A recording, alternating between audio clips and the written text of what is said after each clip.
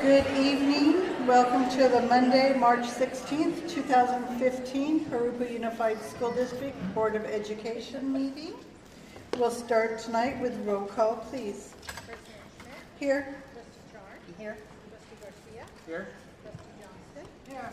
Angela Quiros absent. Wendy Mendoza. Asking Wendy Mendoza, but here. Okay. And Woodson. McKenna Fawcett. And Javier Lopez. Here. Thank you. And in Trustee Mendez is absent. Trustee Chard will be acting as clerk pro tem for tonight's meeting. Mr. Garcia, would you do the flag salute for us, please?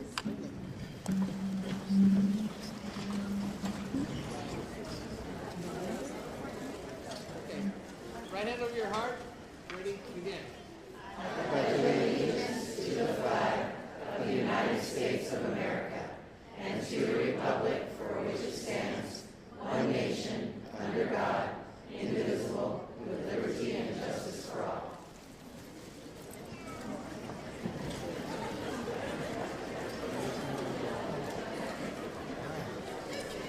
Thank you.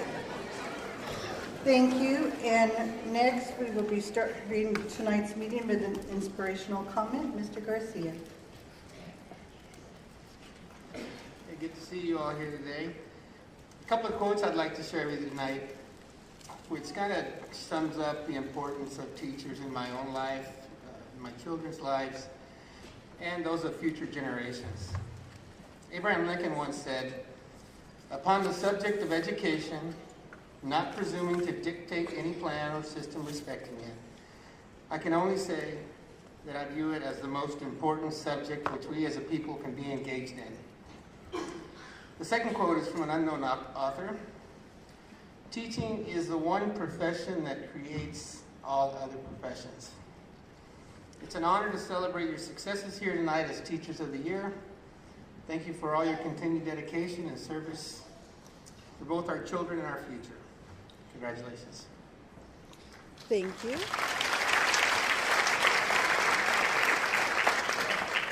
Thank you, Mr. Garcia. Next, we'll go to the welcome by the student board members. Mr. Duchamp.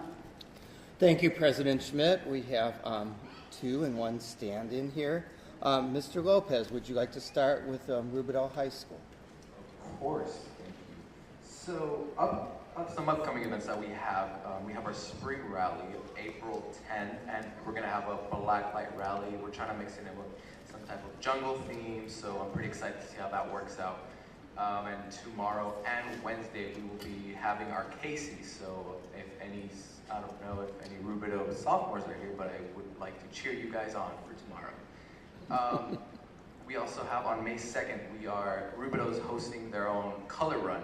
If anybody's familiar with like the color vibe that they do here in Riverside, Rubidoux's hosting their own here at the Nature Center right off of Pyrite, if I am correct.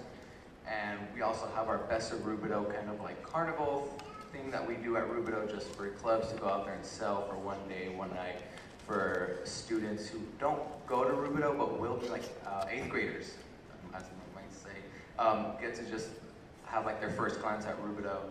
And also we have our Club Food Week coming up April 13th through the 17th, and students are always very excited to eat food that they don't really have the opportunity to eat on a regular basis. So we're all excited for that. And also next week, I am a state board member on Castle, and next week is our big state conference. So I'm also very excited for that. And that's pretty much it. Thank you. And Ms. Fawcett, if you would like to tell us about Jurupa Valley High School. Yes, okay, so some of our past events, all of our winter sports are out of CIF and spring sports are in full swing. Our link crew put on our Sadie Hawkins dance on March 6th. That was very successful and there was great attendance. Our ASB held our Change for Change penny awards to raise money to give to the Free the Children Foundation, which provides clean drinking water for third world countries. So we were able to raise around $300, $400 for that foundation, so we were very proud of that, very excited for that. Unfortunately, our Club Food Week just ended last Friday. It was very successful though. We had 22 clubs participate. Our future events are March 24th, we have our annual spring blood drive, and sign-ups have been this past week and this week. We have our academic and athletic rally.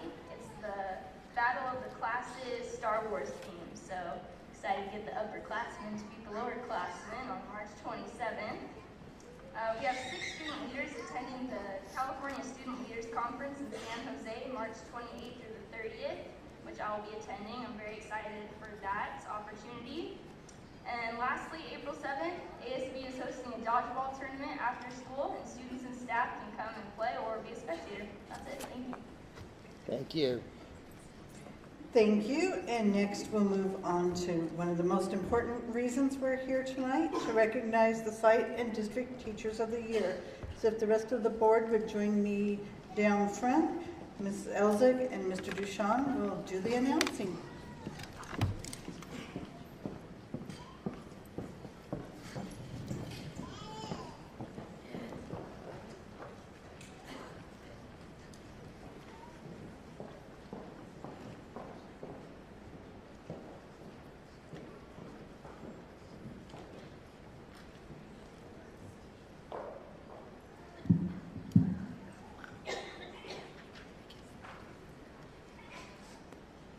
Okay, well, first of all, this is just one of the very best nights of the year and board meetings we have. We would love to recognize our teachers of the year all year because they're wonderful. And each one of you represents a whole school of wonderful teachers, so you should be very proud that you were all selected by your schools to be here tonight. You know, we just put so much in your hands every day. 19,477, I think, is the running count. Children, I always like to refer to even the high school kids as children, come to our school district entrusted by their parents to have not only the best education, but the best care for the time that they're here. And the job that you do is like none other. It's, to me, above all, when you have that many children in the hands of people, we have an obligation under the Constitution of the state to educate them, but I also believe a higher moral obligation to care for them, and you do that so well. So we're very pleased to recognize all of you tonight. So thank you for the job you do each and every day.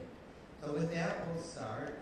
We always do this alphabetically. Someday we should reverse it, but we're not going to do that tonight because I would have to switch all the papers all around.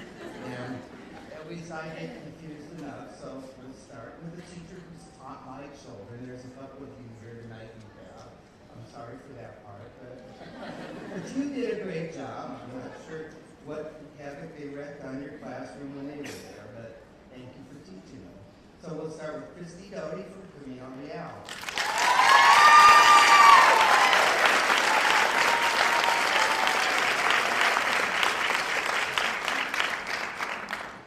Camino Real is delighted to recognize Christy Doty as our 2015 Teacher of the Year.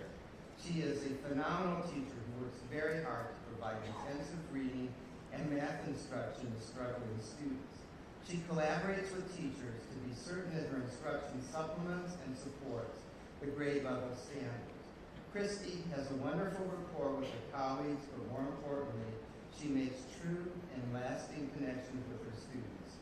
In addition to being a phenomenal educator, Christy is the ultimate professional and leads by example both inside and outside the classroom. She even traveled to Sacramento to participate in designing the new state assessments.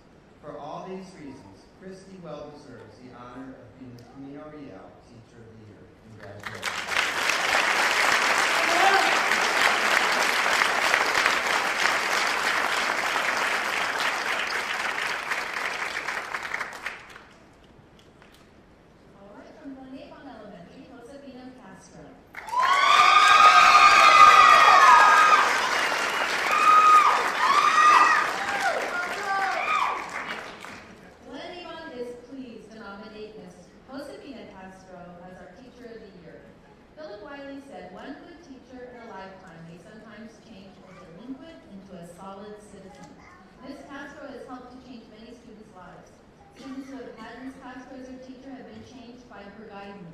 She does her best to ensure that her students of varying abilities are pushed to their limits.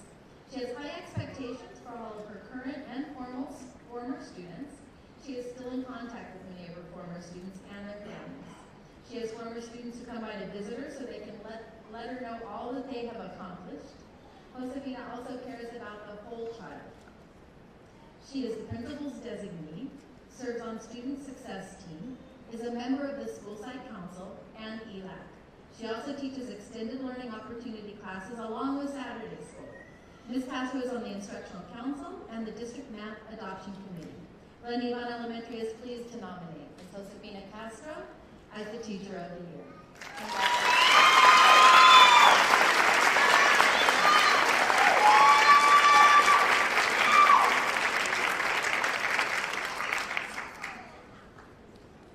From Grand Hill, Philip Martinez.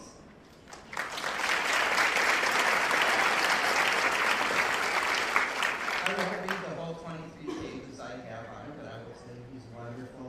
We recognize him as a great teacher, teaches 5th and 6th grade, designs lessons that are standards-based, creative, student-centered. In addition, he's a great role model, so we, in absentia, congratulate Philip and thank him for his service.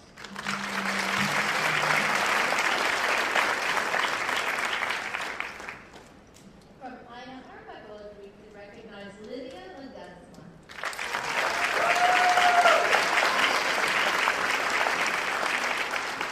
Ms. Lydia Ledesma stands out as an exceptional teacher for many reasons. In particular, her classroom management, leadership capabilities, and growth as a professional educator are all attributes that make her deserving of this honor.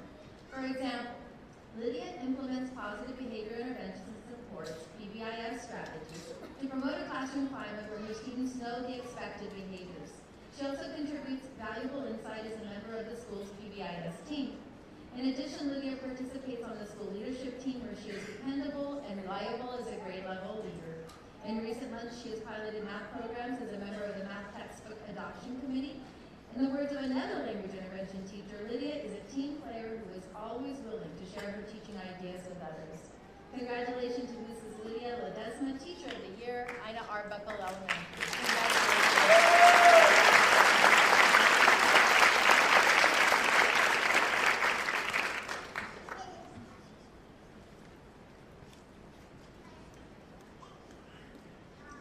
From Indian Hills, Dolores Morgan.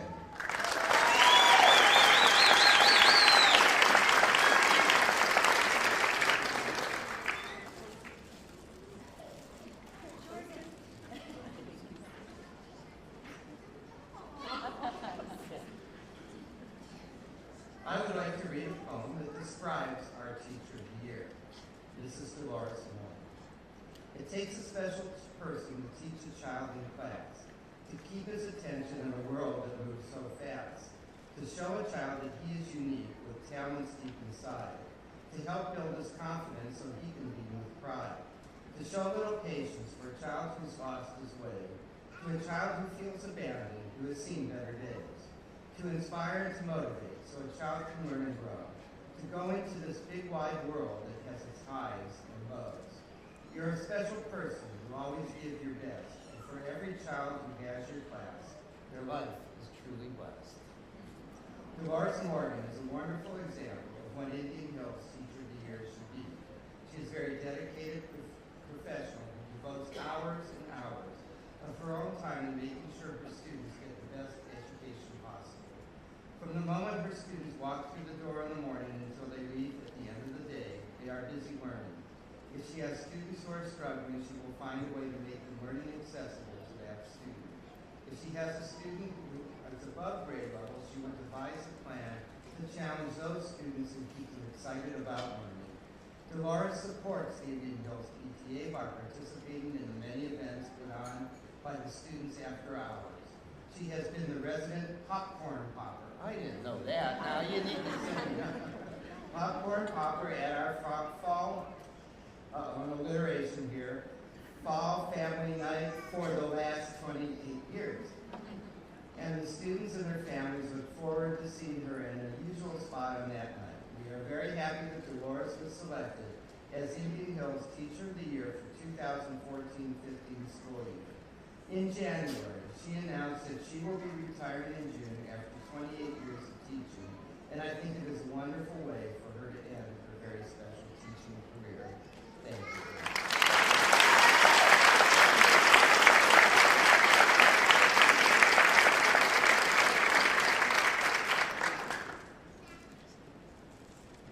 From Mission Bell Elementary, Amber Beasley.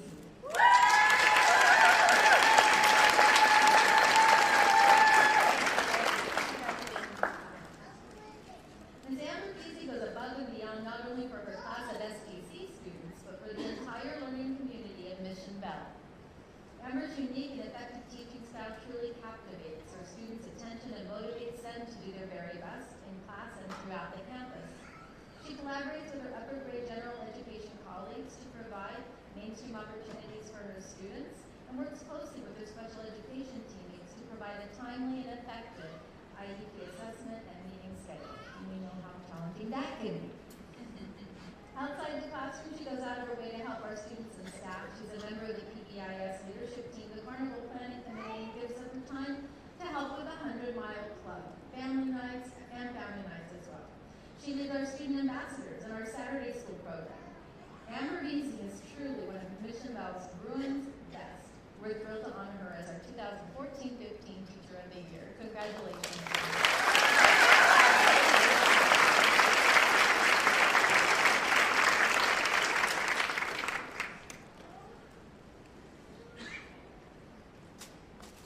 From Pacific Avenue, Tara Conley.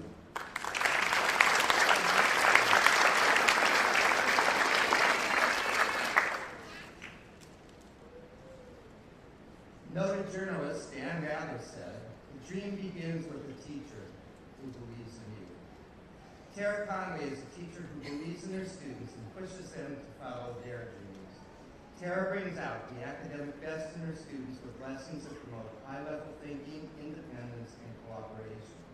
She supports the social, emotional, and leadership growth of students as the staff moderator for Young Ladies League, Student Council, and the 100-Mile Club. In addition, Tara works tirelessly with teachers as the site math facilitator. Ms. Conway is a believer in hope, joy, and determination, who challenges her students and the adults around her to seek out their dreams and aspire to more. Congratulations, Tara, for being this year's Teacher of the Year for Pacific Avenue Elementary School.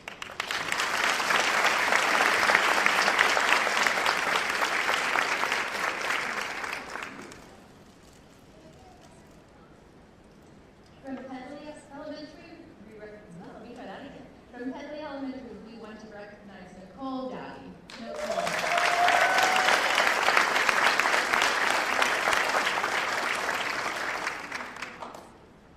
This year, Pedley Elementary is proud to select Nicole Dowdy as our Teacher of the Year. Nicole has worked at Pedley for 16 years. She takes time to individualize instruction as well as find lessons that will challenge her students academically. She shares her love for teaching with her colleagues as a can-do person. She has served on our leadership team and has been innovative in sharing ways to improve our school. She is our PTO co-chairperson and is seen throughout the campus putting up signs for upcoming fundraisers or fun activities for the students. She spends countless hours researching ways to improve her instruction and her passion for PTO. Nicole serves on our student study team, and as an SST member, she works with parents, teachers, and students to find interventions specific to the child. When it comes to finding ways to help students improve their behavior, Nicole is one of our best. She serves on the SST team as someone who is respected and valued, and we're proud to have her represent Pedley. Thank you so much.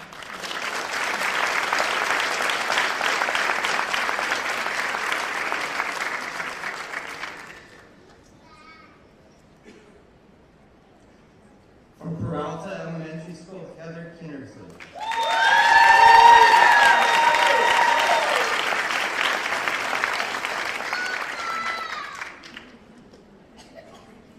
Heather Kinnersley positively impacts Peralta in numerous ways.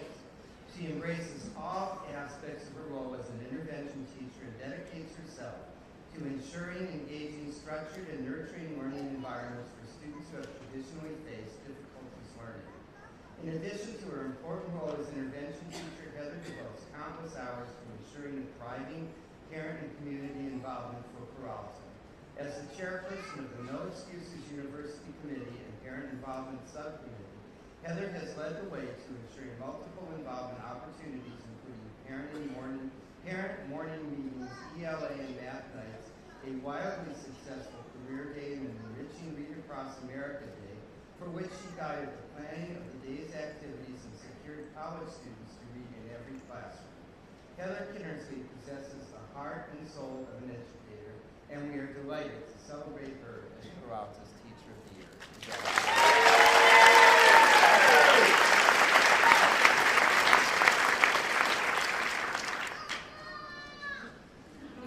Oh, Mom.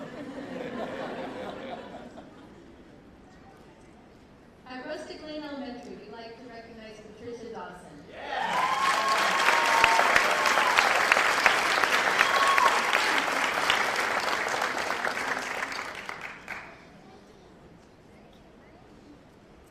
It's with extreme pleasure that Patty Dawson is Rustic Lane's Teacher of the Year nominee. Patty's been at Rustic Lane, or let me start that way. Patty has been a Rustic Lane leopard for the past 20 years. She taught kindergarten through second grade and is currently the primary intervention teacher, a position that she excels in. The teachers have this to say about Patty.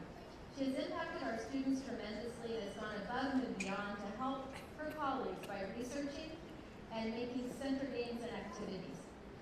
Patty has been a leader during her years at Rustic Lane with positions such as grade level leader, QEIA grant, site contact person, ELO coordinator, Jurupa JUSD SMART program consulting teacher, UCR master teacher for student teachers. Busy lady. Additionally, Patty is GATE certified. She currently coordinates the Holiday Food Basket Christmas with Santa program at the side level, is an integral member of the student study. This to be a lot of words. Student success team, and is the Safe Schools coordinator. That is a really long list. Patty does her job in all extra duties with finesse in class and is definitely one of Rustic Lane's shining stars. Patty exemplifies the words, Teacher of the Year. She is loved and respected by all, and we're so proud to call her ours. Congratulations.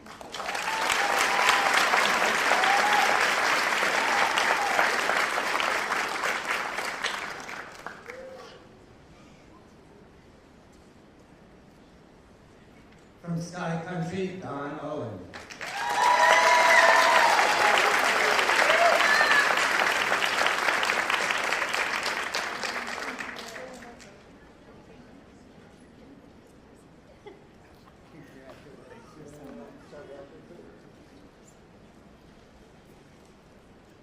If you can't tell already, Don Owen is the warmth and heart of Sky Country Elementary School. Each and every one of her 28 transitional kindergarten students love their teacher, and she loves them right back. Outside of the classroom, she has gone out of her way to make sure that our new teachers are well taken care of. She consistently goes above and beyond to assist her grade level team, as well as other staff members. Dawn is a valuable resource, a team player, and a genuine friend. She is a kind, caring, and patient teacher and an excellent role model. Her humble and optimistic attitude positively impact our staff, students, and parents. Thank you, Dawn, for all you do.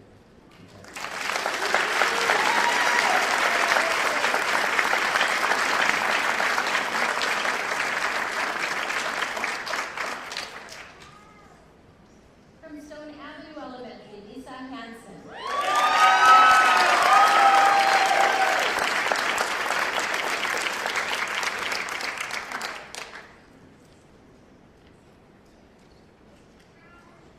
Lisa Hansen is a leader who takes on various roles at Stone Avenue, which include technology coordinator, balanced math facilitator, instructional council representative, and testing coordinator.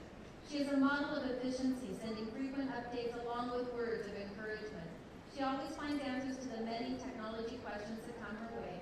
Her true talent lies in the classroom. As a balanced math facilitator, she provides support to our staff of over 30 teachers. Her open door policy offers a safe place for teachers to get valuable resources or just watch her teach. Like magic, I'm sure. She has wonderful rapport with her sixth grade students and continually fosters a community where students have a voice.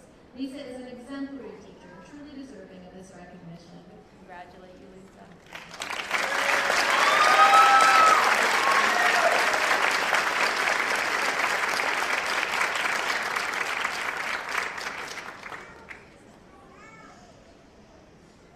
Sunny Slope, Lori Brown.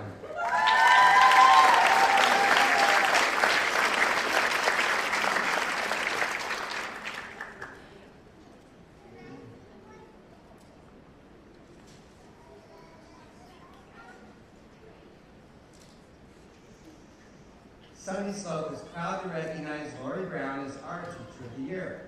Mrs. Brown has embraced and excelled in her new role as intervention teacher and administrative designee. She is a wonderful teacher, and our intervention language program and our struggling students have benefited greatly from her instruction. Her abilities to learn new things quickly and to welcome challenges with determination and optimism have been huge assets for our school. Along with teaching the intervention class, Mrs. Brown wears a lot of hats, serving as our assessment coordinator, PBIS coach, student council advisor, administrative designee, school site council coordinator, and union representative. She helped write and facilitate our school improvement plan and governance plan, organized our first social skills day that was led and taught by our student class teacher. Leaders goes above and beyond her duties as assessment coordinator to save our teachers valuable time and help our school excel with this year's federal audit. I'm tired of reading that. People sleep. We are very proud to recognize Mrs. Brown as our Teacher of the Year. Congratulations.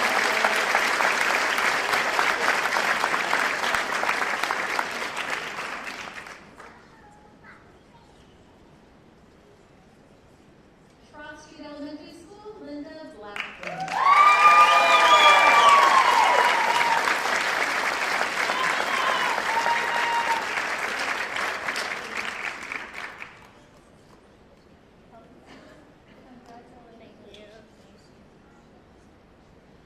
It is with great pleasure that the Cross Street Elementary staff nominates Mrs. Linda Blackburn for the 2014-15 Teacher of the Year Award. She started her teaching career in Jurupa in 2005 and as an instructional aide since 1995. I love those students, instructional aides. Ms. Blackburn brings enthusiasm and energy into her classroom. Her classroom environment is impeccable. She plans her lessons carefully, taking into consideration the needs of all of her students. Mrs. Blackburn supports her grade level team with her organizational skills and attention to detail. Mrs. Blackburn is very well-liked and respected by all of the students, staff, and parents. She has a contagious smile. Her positive outlook and caring personality are truly remarkable.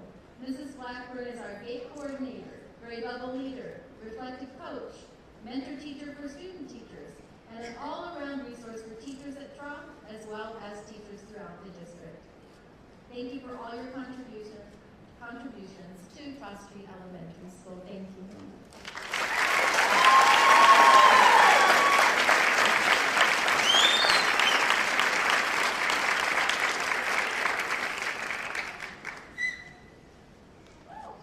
From Van Buren Elementary School, Valerie Bowden.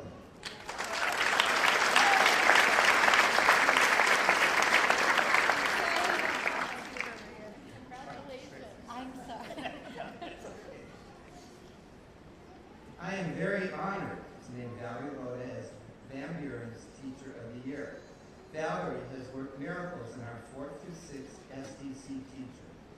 A day doesn't go by that I don't see smiles on the students' faces as they enter her class each morning, and it's no wonder when I see the way she seamlessly addresses all their unique learning needs throughout the day.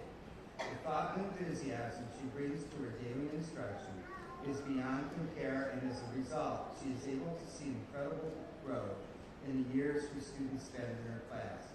Valerie also serves as the student study team coordinator and works on the PBIS committee.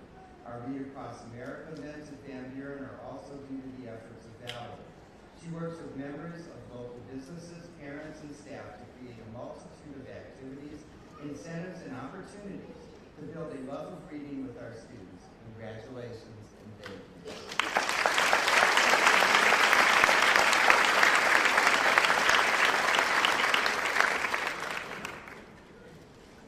From West Riverside Elementary School, Jackie Cornett.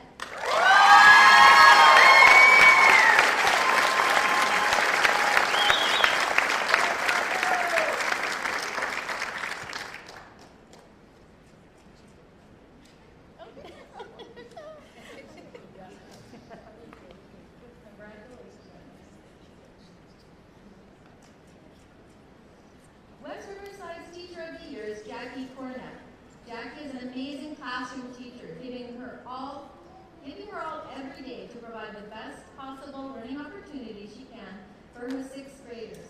Jackie is relentless. She inspires her colleagues and other staff members by showing the energy and enthusiasm that is necessary to connect with students.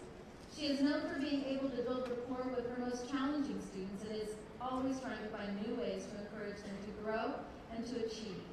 Always willing to learn, Jackie has taken on responsibility of being West Riverside's upper grade balanced math facilitator, a consummate team player. She's always willing to help, but is always humble, approachable, and accessible. Still, Jackie's great work isn't limited to the classroom.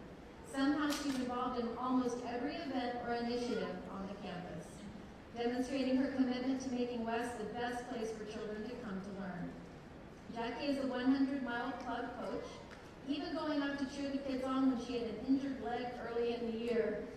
Jackie has taken on coordinating the GATE program, recently administering the GATE test to all of the school's second graders.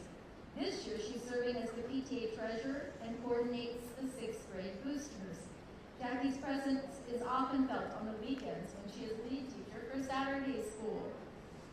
Jackie has shown excellent leadership, commitment as a teacher, and is an all-around outstanding colleague and co-worker. And we thank you, Jackie. West Riverside is proud to honor her as the Teacher of the Year. Thank you.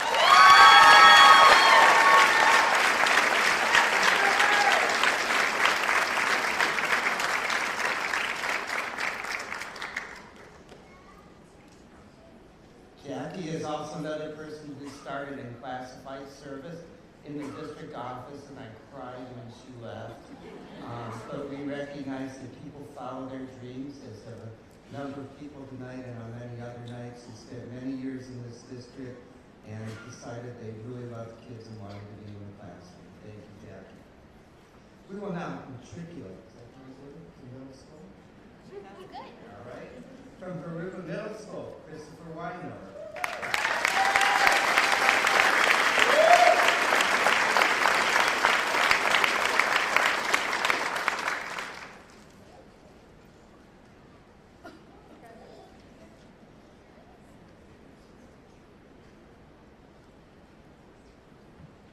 This year's Teacher of the Year award goes to Christopher Weinover. Chris is knowledgeable and passionate about his subject history and works hard to share that passion with students. Chris regularly recognizes his students for achievement and offers opportunities for students to catch up if they fall behind. Many of his students will let you know that Chris is their favorite teacher on campus. When you watch him in his role as a teacher, you can't miss his organization, planning, and highly effective and rewarding classroom environment. This year, Chris has done a phenomenal job revamping and improving the function and vibrancy of student involvement as our ASB advisor. There is a constant buzz on campus about the Good Guy events and spirit competitions. These activities encourage our students to show their school spirit, to exemplify the skills of PBIS, and to perform better academically. Last year, Mr. Weinover spearheaded the implementation of PBIS as the coach for the program. Chris is a proud alumnus. See, some people not only started as staff, we have a lot of alumni. So if you know any young ones, we love to hire Jurupas or whatever we are. Of Jurupa Middle School, and in every role he plays, his goal is to do the best and to help others. That ambition has earned him much admiration and respect from all audiences of staff, students, and parents. Congratulations, Chris.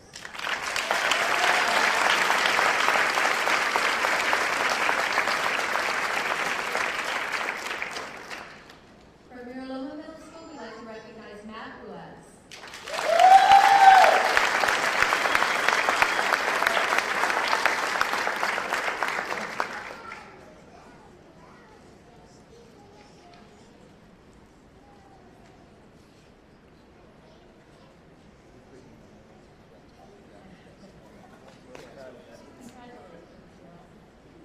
Jurupa Middle School is honored to recognize Mr. Matt Ruiz as our 2015 Teacher of the Year. Matt is well respected by students, staff, and parents. He is a devoted and caring teacher, creating an effective learning environment for his students. Matt is dedicated to teaching math to students and volunteers his own time to tutor students in math. He cares about student progress and works with students inside and outside of the classroom to achieve their best in math. The fact that he continues to give up his personal time to assist students is commendable. We are proud to have Matt Ruiz as the Miraloma Middle School Teacher of the Year. Congratulations.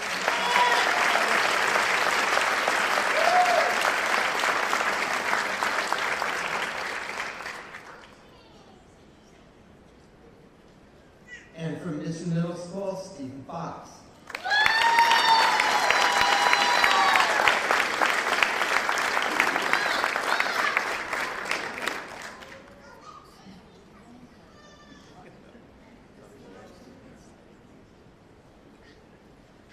I hope you've noticed, I'm sure you have, just the varying and wide roles teachers play, from intervention teachers to special ed, plus the extra duties they all do, but there are so many roles for teachers in our district. And it's interesting that some of you that I've known for a number of years have moved to a number of them and do a fantastic job training.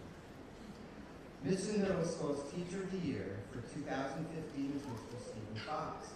Mr. Fox is committed to his student success and builds his class to meet both the academic and life skill needs for each of the students.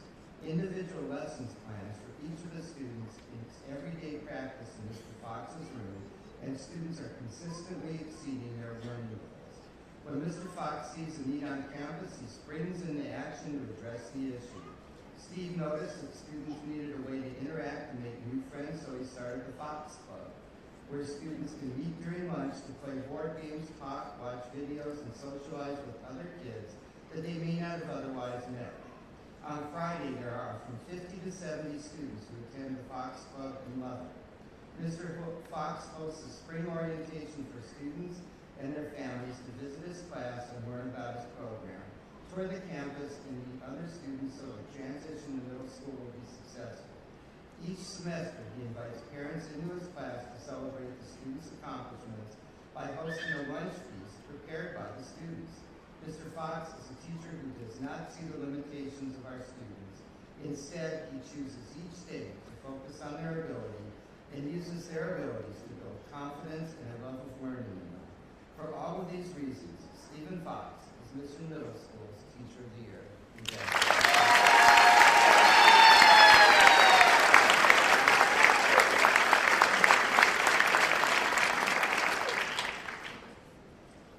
From Jurupa Valley High School, we'd like to recognize Andrea Lyman.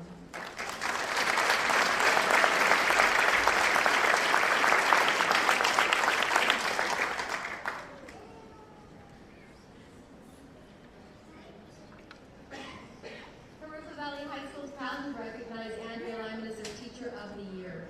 Andrea wears many hats at Jurupa Valley High School. Heard that before, over and over. You're all amazing. As a teacher, Andrea is committed to helping her students succeed. Her dedication to JVHS AVID program is unending. Not only was she instrumental in the implementation of the AVID 9 health class that serves so many of our 9th grade students, she's also the AVID Club advisor.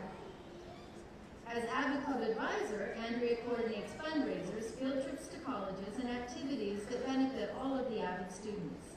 With her guidance, hundreds of JVHS students have fulfilled their dream of attending college.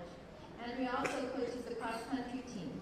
This year, she also took on an additional role as Renaissance Peer Leadership Teacher. Under her guidance, the Renaissance Peer Leadership class has worked hard to enhance JAG Pride across the campus. Additionally, Andrea can faithfully be counted on to attend and chaperone dances and a plethora of other school events. Last, but certainly not least, of Andrea's contributions at Jurupa Valley is being the JVHS Instructional Council Representative. She diligently represents the Jurupa Valley High School staff at each meeting and reports back to staff with all the necessary information and updates. It is with tremendous pride that Jurupa Valley High School recognizes Andrea Lyman as our Teacher of the Year.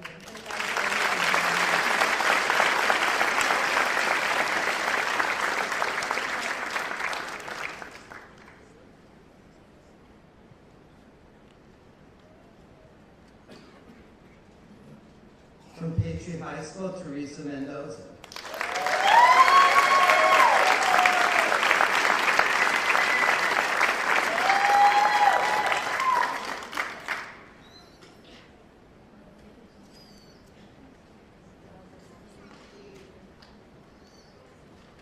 another teacher who taught one of my sons, who was just mentioning you yesterday when he had a couple grammatical mistakes in a report. I said, your English teacher wouldn't let you do that. He said, no, Ms. Mendoza wouldn't. Teresa Mendoza is a dynamic and dedicated teacher who consistently engages students in critical thinking and writing, whether working with students in freshman English or AP English Literature or AP Art History. Her AP students earn some of the top AP scores both at Patriot and in the district. Teresa is a steadfast advocate for best practices in ELA instruction and is a leader among her peers. She is deeply committed to the collaboration process and willingly shares mentors and reflects to bring out the best in everyone in her department. Throughout her teaching career, Teresa has been a force for good.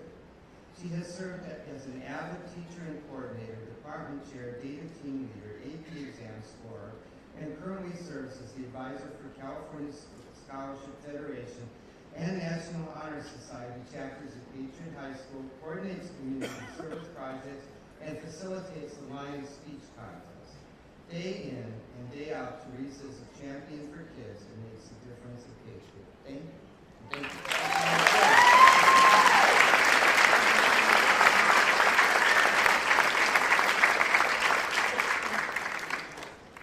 From Jurupa High School, we recognize Leanna Apadana. Sorry, that's Rubido.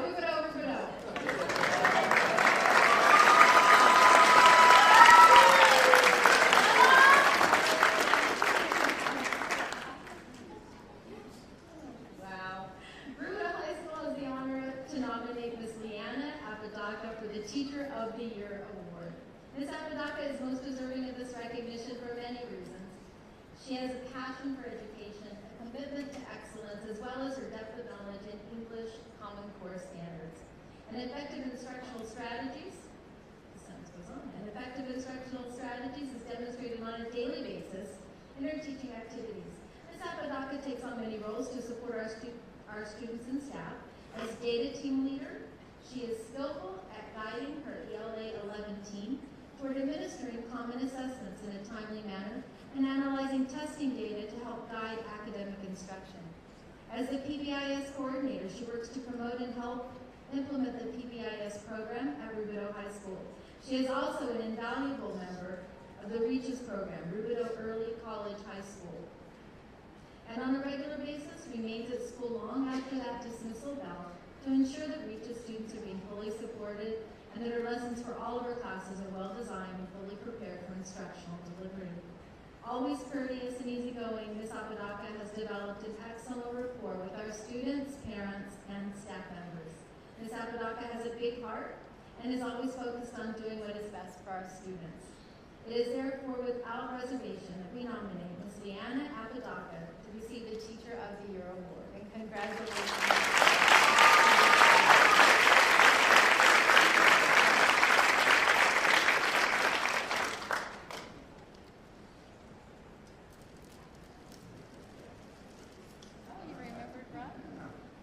Just for the record, another Rubido grad. Learning Center, Magdalena Montestero.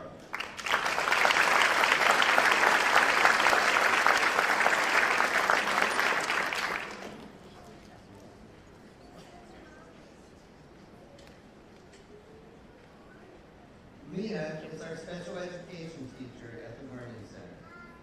At our little school, she can and does wear many hats, from testing and teaching to at times counseling. Nothing stands in her way to serve our students and staff.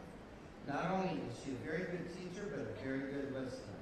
Many of our students who have difficult days will turn to her just to decompress.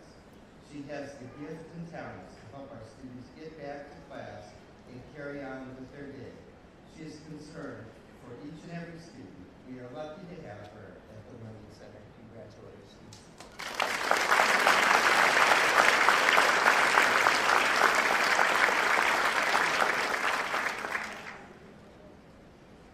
Lena, did you see a little wonderful kisses? From Nueva Vista High School, Jessica Frieda.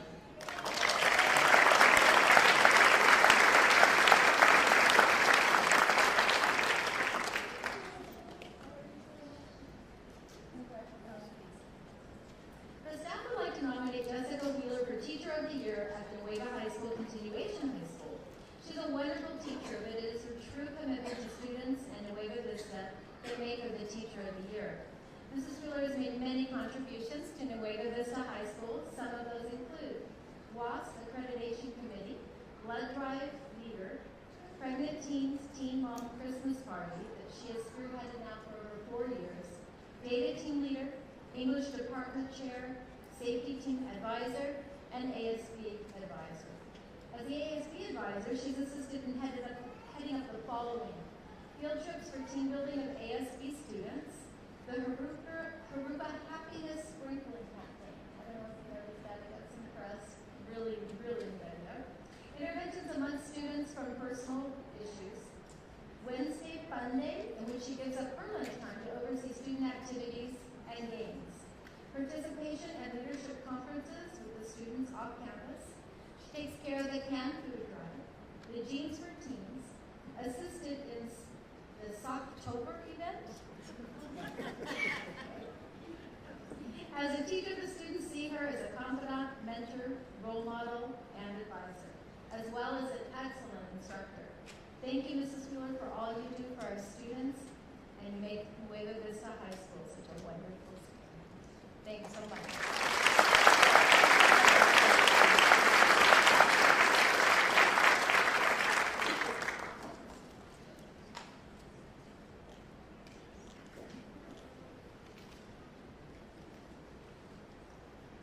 From Rivercrest, Loretta Wilson Cortez.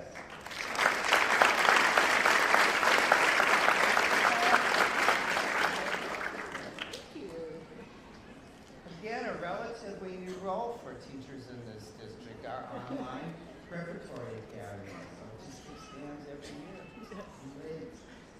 Ms. Wilson Cortez has worked in our district for many years, serving a comprehensive model and helping students in a variety of ways. She constantly is working to learn and grow through the challenge herself by obtaining a doctorate in educational technology. When Rivercrest was in the early development stages, she was selected to be the cornerstone of this project.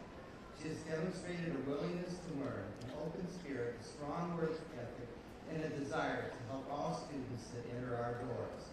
She has stepped up to develop our monthly newspaper. She is working with students to create our first yearbook, and she has worked with one of our other staff members as an advisor for our first club on campus. Is that a virtual club? She is an invaluable part of our campus, and she has truly taken on the idea of personalized construction with each of the students we have on this online model. She is the embodiment of the core values that we have on our campus: fortitude, organization, respect, wisdom, achievement, responsibilities, and dedication. If you weren't paying attention, that spells forward. And she demonstrates those to her students on a daily basis. We are so happy that she is part of our campus and is very deserving as our first Teacher of the Year. Congratulations.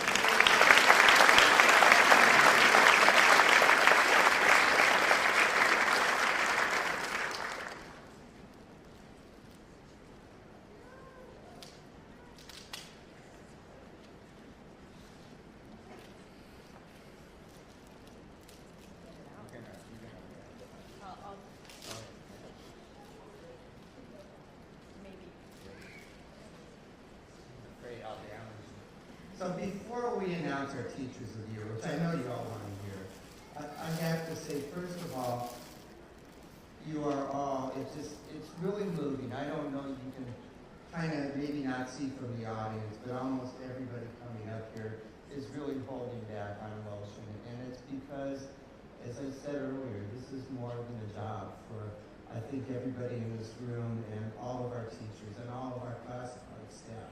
So it's kind of hard to pick three to say you're our Teachers of the Year when there are 985 that all deserve it. But we picked one for each level. So elementary school, Teacher of the Year, we don't have a drum roll here. All right, okay, is Lisa Hanson.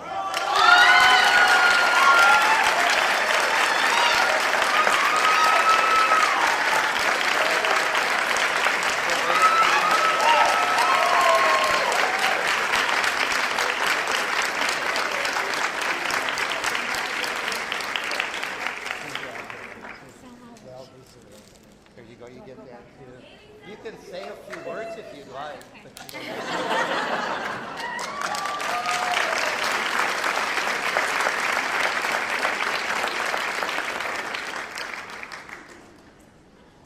For those of you who don't know Lisa, she's not fond of getting a lot of attention. So you want to clap for her again?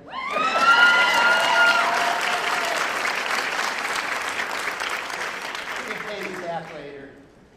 Middle School Teacher of the Year, Mr. Stephen Fox.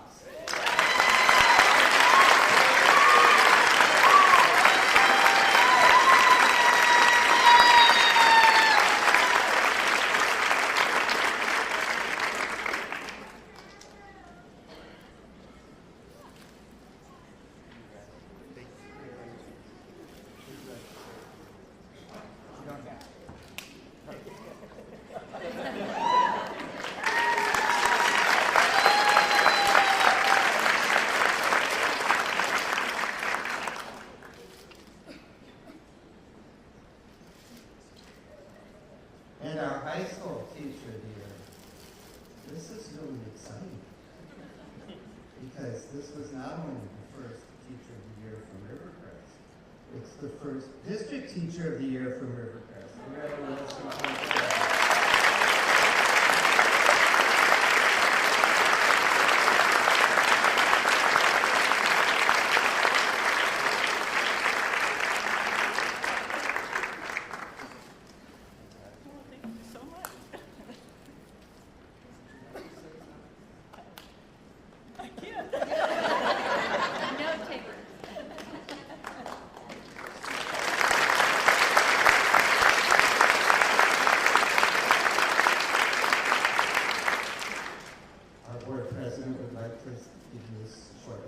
And I just want to say thank you.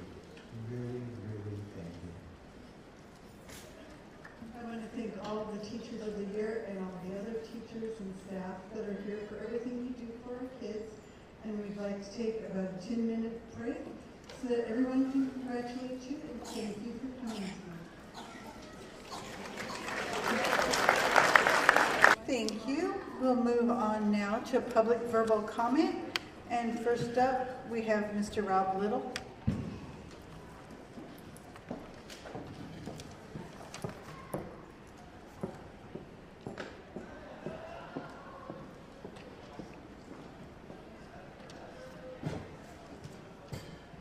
President Schmidt, board members, Mr. Duchamp. First, I would like to add my congratulations to all of our teachers of the year. They are truly representative of the dedication and excellence found in JUSD. Tonight I wish to speak on an issue that you may or may not be aware of. Originally, it was a matter that the association and district felt would be a demonstration of good faith in moving towards addressing the challenge that has plagued our district for a number of years. We all know that combination classes are not the ideal way for instructing our students. To address this, the association and district worked in a collaborative manner to create a memorandum of understanding that would benefit the needs of our students and teachers. This required the application for a waiver from the California Department of Education. Until the CDE responds to this request, the association and the district cannot implement the agreement. Because there may be unintended consequences, this MOU may be revisited at the request of either party. Already in this process, there has been one unintended consequence. This occurred when an earlier version of the MOU was released before the process was completed. Concerns about that version led to the association and district revisiting the issue and clarifying those concerns. The existence and current circulation of this original MOU has created fear and doubt as to whether the association and the district can truly work in a collaborative and transparent manner. And that is the ghost of last year. Let me be perfectly clear. We support the concept of this waiver and its intention to improve the working conditions of my members, which means an improved learning environment for our students. And let me state for the record that if this waiver is approved, and if there are any unintended consequences during its implementation, we will meet and address those issues. Furthermore, it is our position that this MOU does not preclude the association and the district collaborating to reach a permanent solution. Thank you. Thank you, Mr. Little. Next, we have Rachel Williams. Rachel Williams.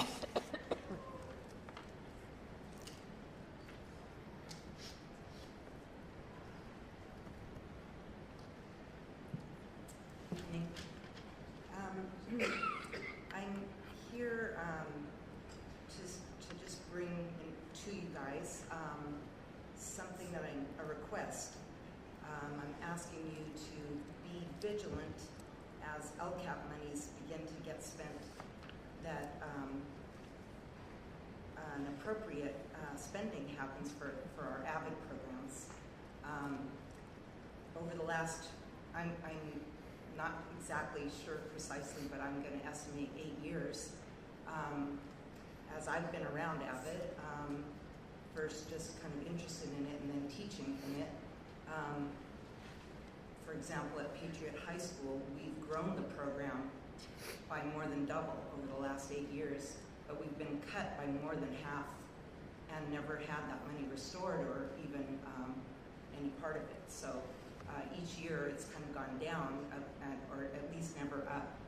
And it's an incredibly wonderful program, as I'm sure you know. But you know, I'm in it every day, and I see these kids that just are striving to break.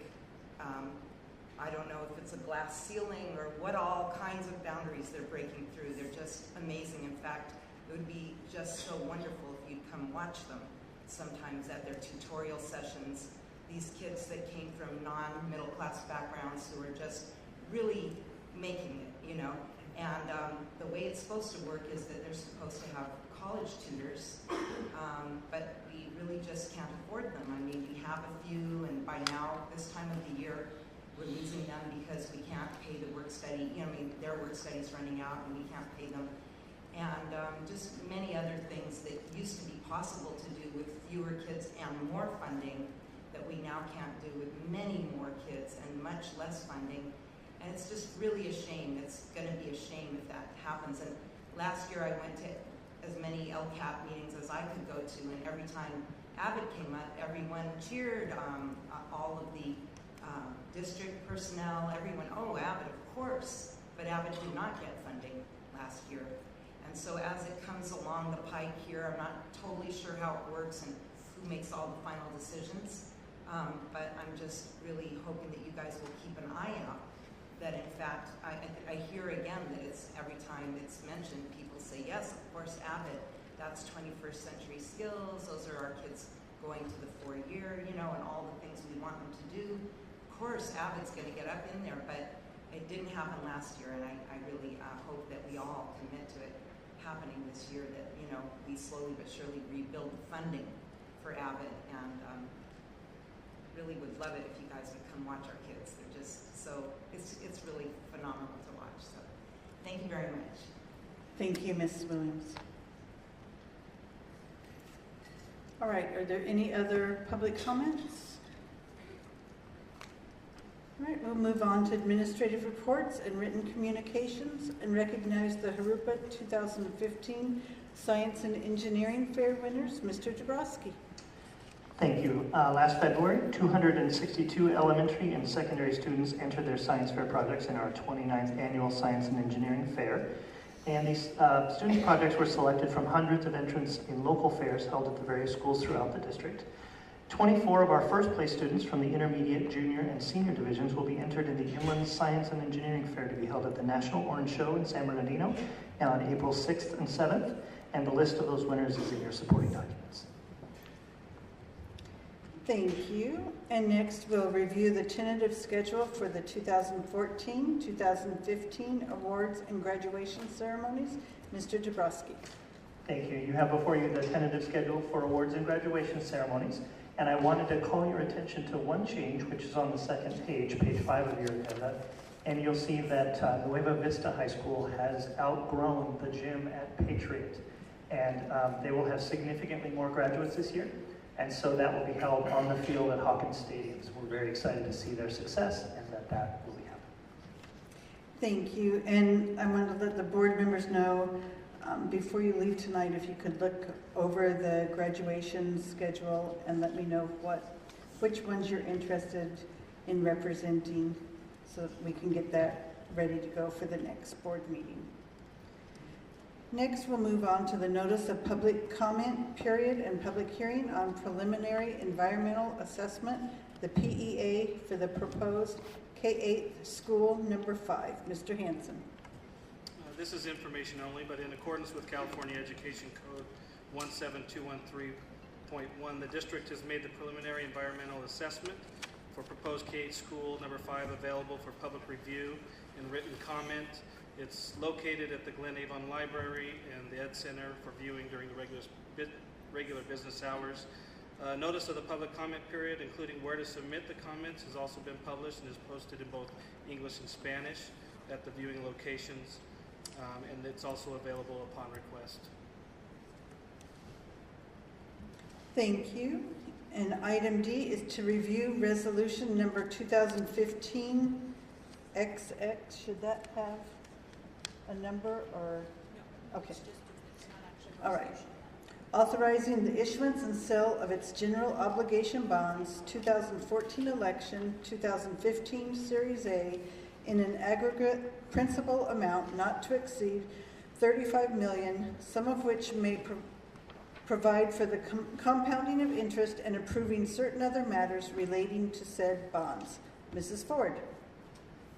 Administration is bringing forward an information item for the resolution authorizing the issuance and sale of the recently voter-approved Measure EE general obligation bonds.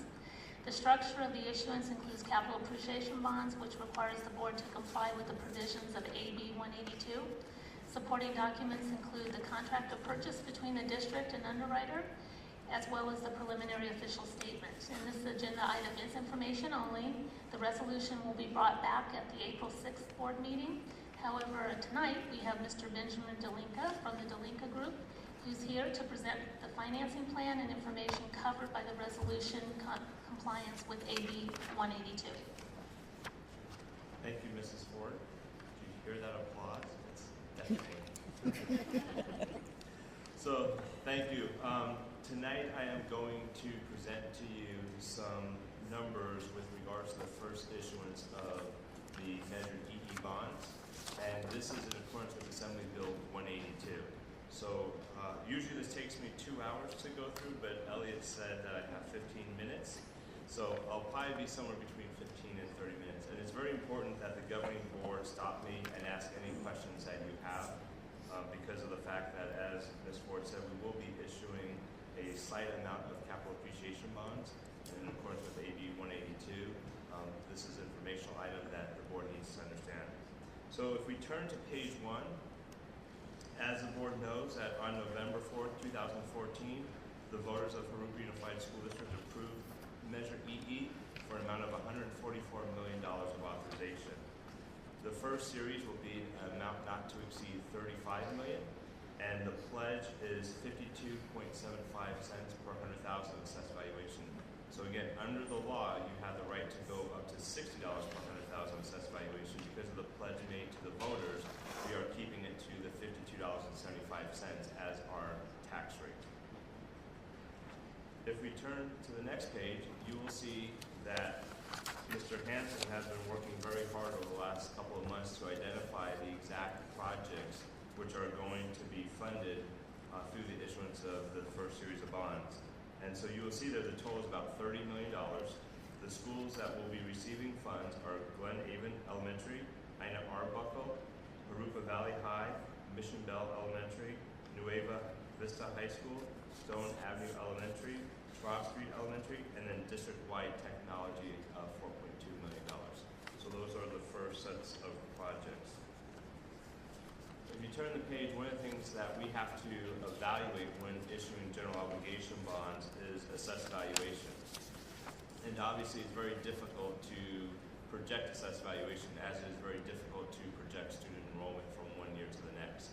But one of the things that we do look at is what has the district experienced historically with regards to assessed valuation. And a lot of this information was brought forward to the governing board prior to Measure EE being put on the ballot.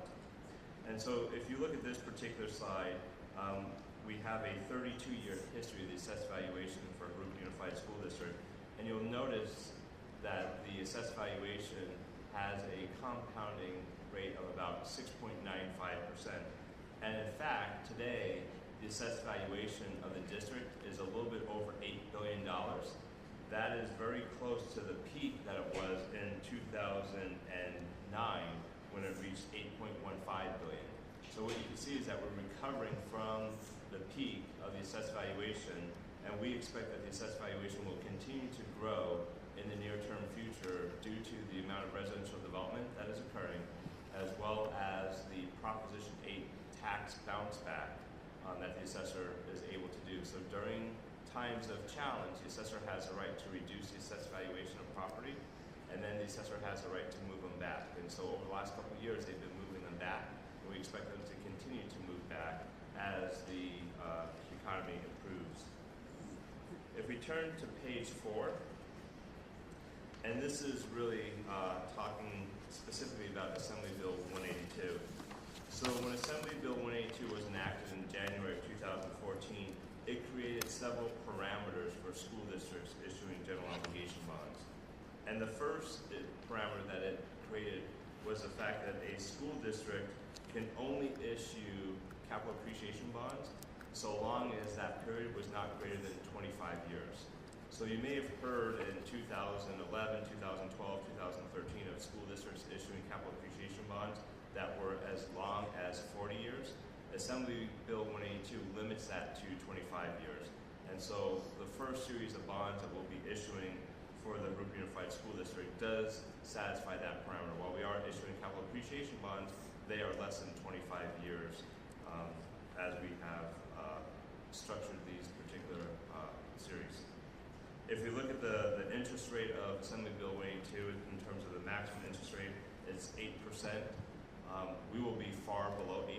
Right now, if we were to enter the market, we'd be below 4%. And so we'll meet that parameter. The next one is the redemption provisions. Again, something you may have heard about with other bonds, that they were not callable. Your bonds will be callable 10 years out. And so we'll meet that parameter. And then finally, what you will see here is that we have to have 2 meetings with the governing board. So this is the first one, and there'll be a second one, as Paula said, in April. And I apologize, I forgot one thing. The maximum prepayment or repayment ratio cannot exceed 4 to 1. So that means the debt service on the bonds cannot be 4 times greater than the amount of bonds that are being issued. You will see again tonight that the bonds that we are issuing are far below the 4 to 1 ratio. I'll actually give you some insight. They're about 1.66 to 1. So again, a very strong debt service to par ratio. So if we turn the page, we talked about the historical assessed valuation for the district being close to 7%.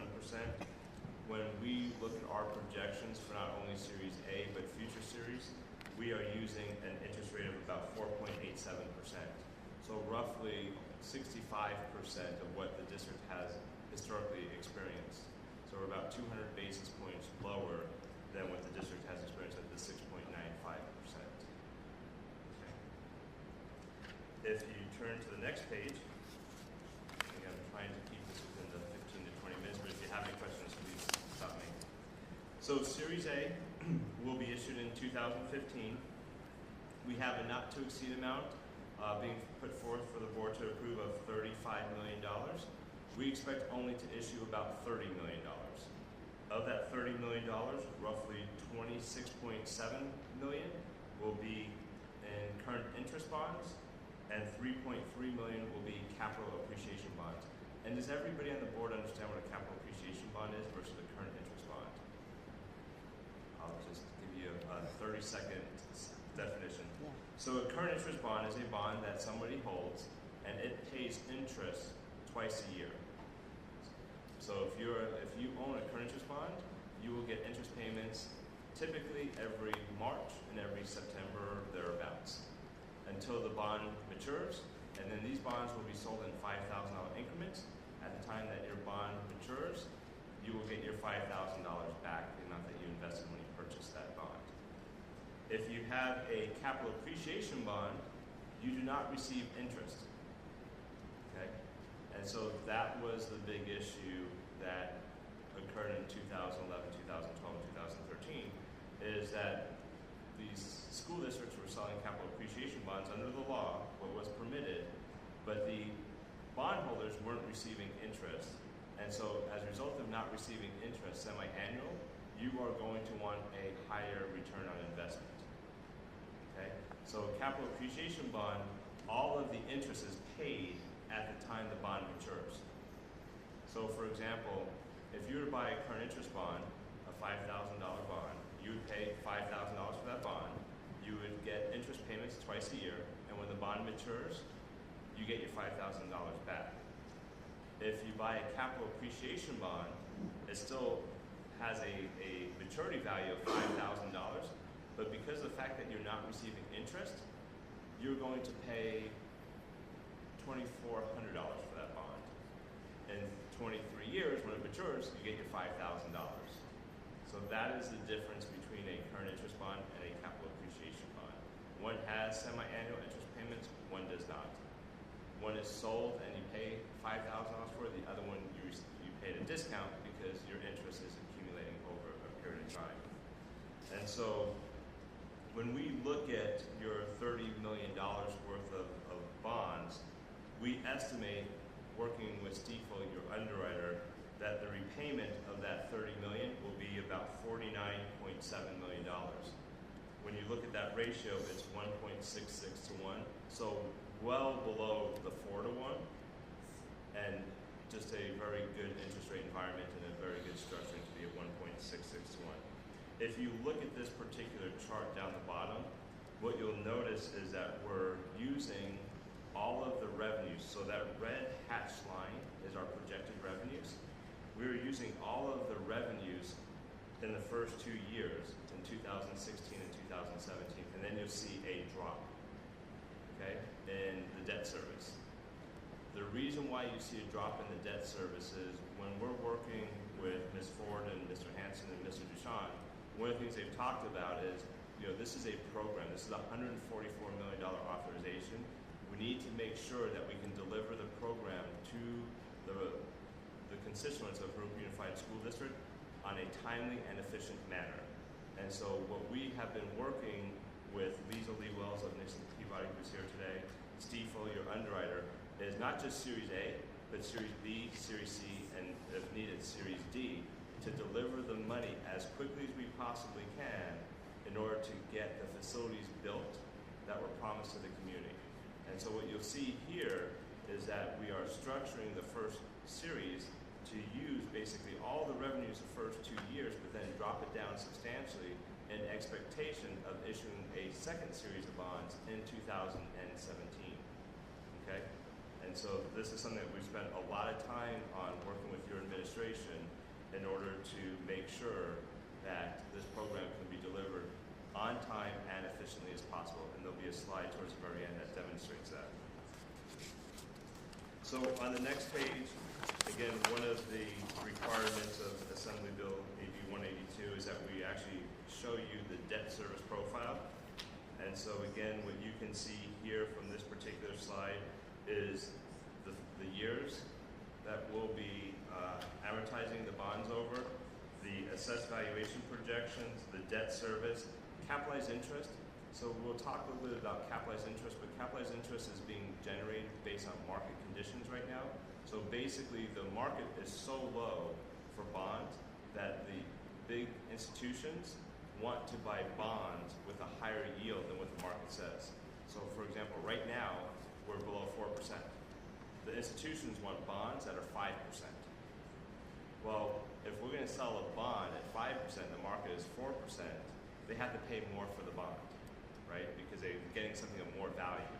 We take that money and then we put it aside to pay the interest on the bonds in order to help the bondholders.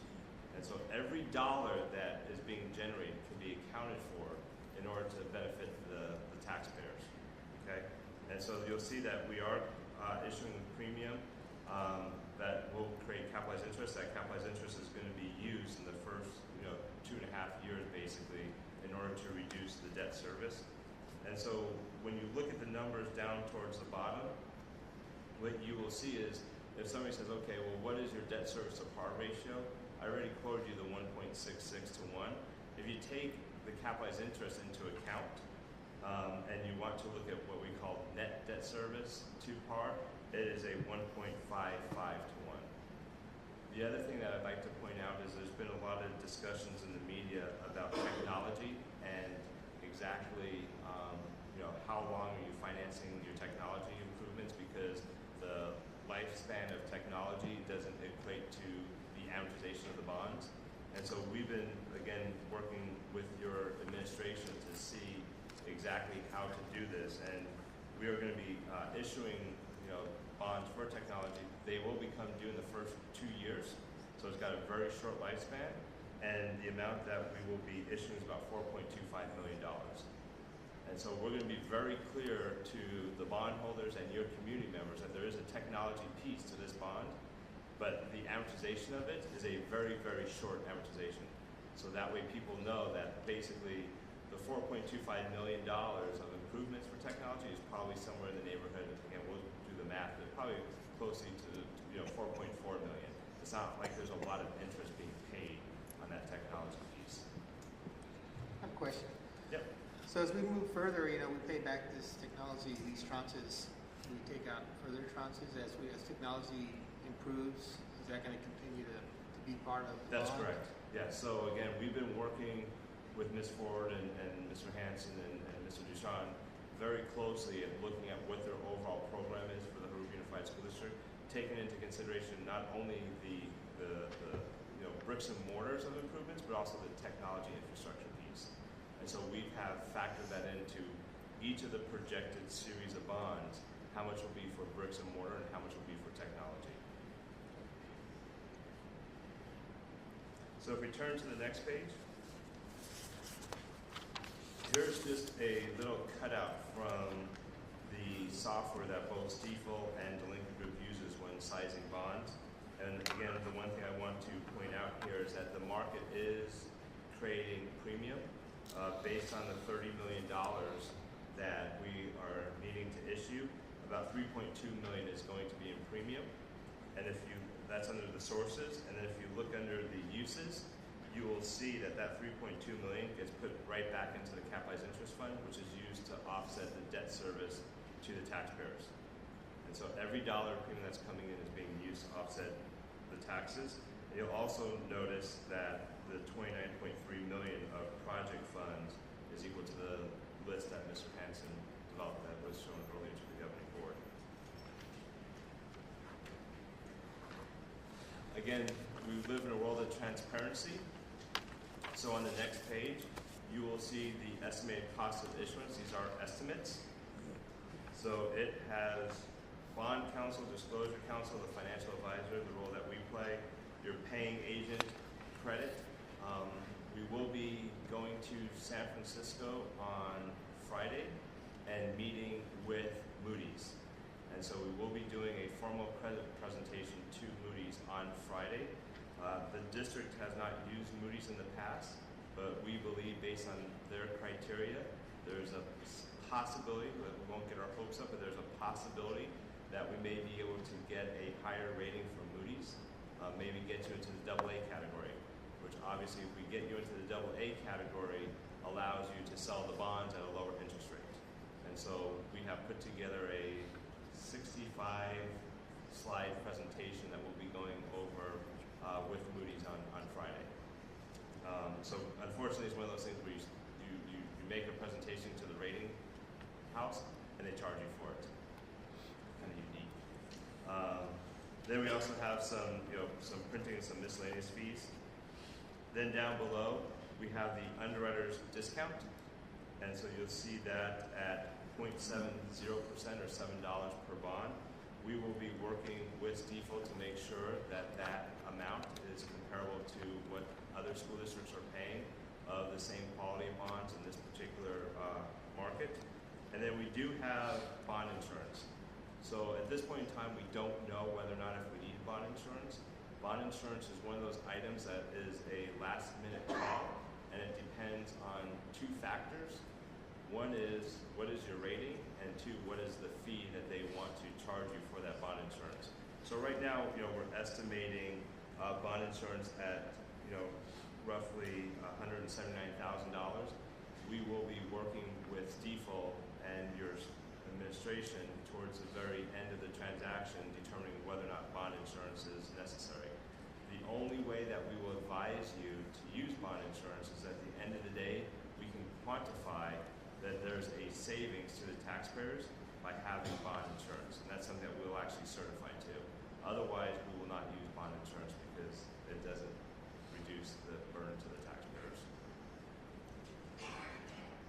So next page, you will see is the principal repayment page. And if you look down the column that says principal, you will see that there are 5 numbers highlighted in yellow. Okay?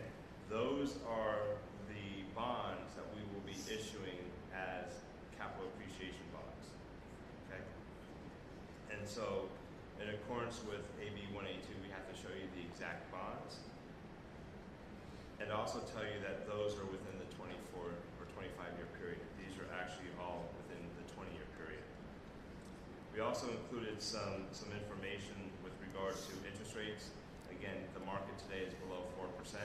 The actual borrowing rate is about 3.4, but then again, with the result of premium and things of that nature, it goes up to about 3.8%.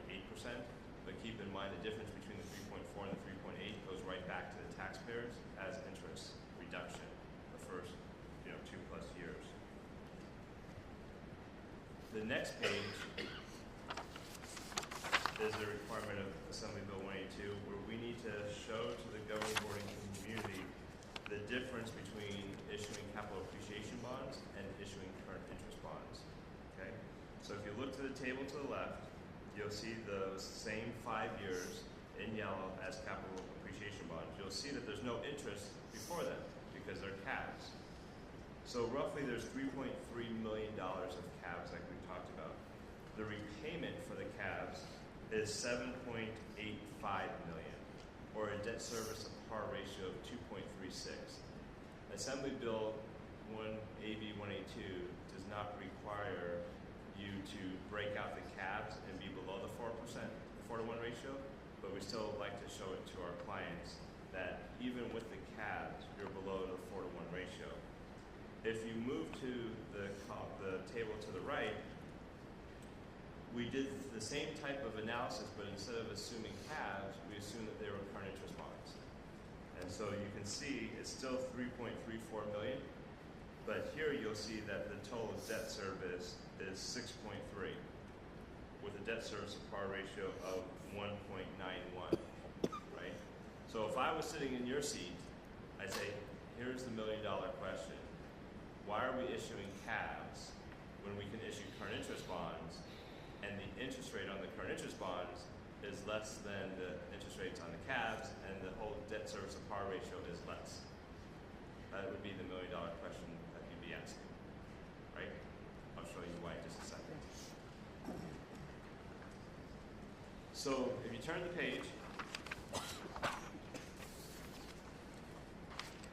you will see a comparison of our structure that has both capital appreciation bonds and current interest bonds against that 1.66 to 1. And then you'll see a comparison if we just issued current interest bonds.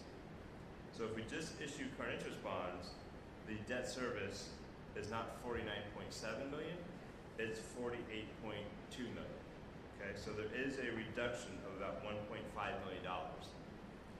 Okay, so that would suggest to the governing board and community that you should be issuing all current interest bonds, because the debt service to par ratio goes from 1.66 to 1 to 1.61. So a slight modification, but yet it's still cheaper. Turn the page. Here's the problem. If we were to issue current interest bonds, we would not be able to deliver the $144 million as timely as we will if we use a little bit of capital appreciation bonds. And so the one piece that nobody ever thinks about is time value of money. And so if you look at this particular slide, what you can see is absolutely we could issue Series A and get the $30 million, whether we issue all current interest bonds or the structure that we propose. If you then go to Series B, you will see that we have used up some of the interest, some of the revenues that we thought we needed. And so Series B, we go from 45 million of proceeds down to 33.6. Series C in 2020 is 55 and 52, and Series D is 13.8 versus 7.5. So what happens is that by using just a little bit of capital appreciation bonds in the beginning of the program, we're able to deliver all $144 million of authorization between now and 2023. If we didn't, then we would have to issue Series E in order to fund the difference between the 123, which is what we would be able to fund using all SIBs, versus what we can do with a little bit of CABs.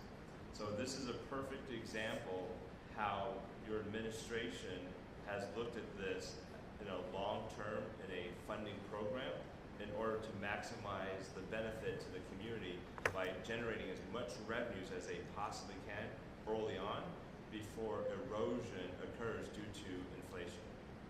And so this is why we're recommending that we do insert a little bit of capital appreciation bonds of about 3.3 million in the Series A in order to make your entire program, funding program, more efficient.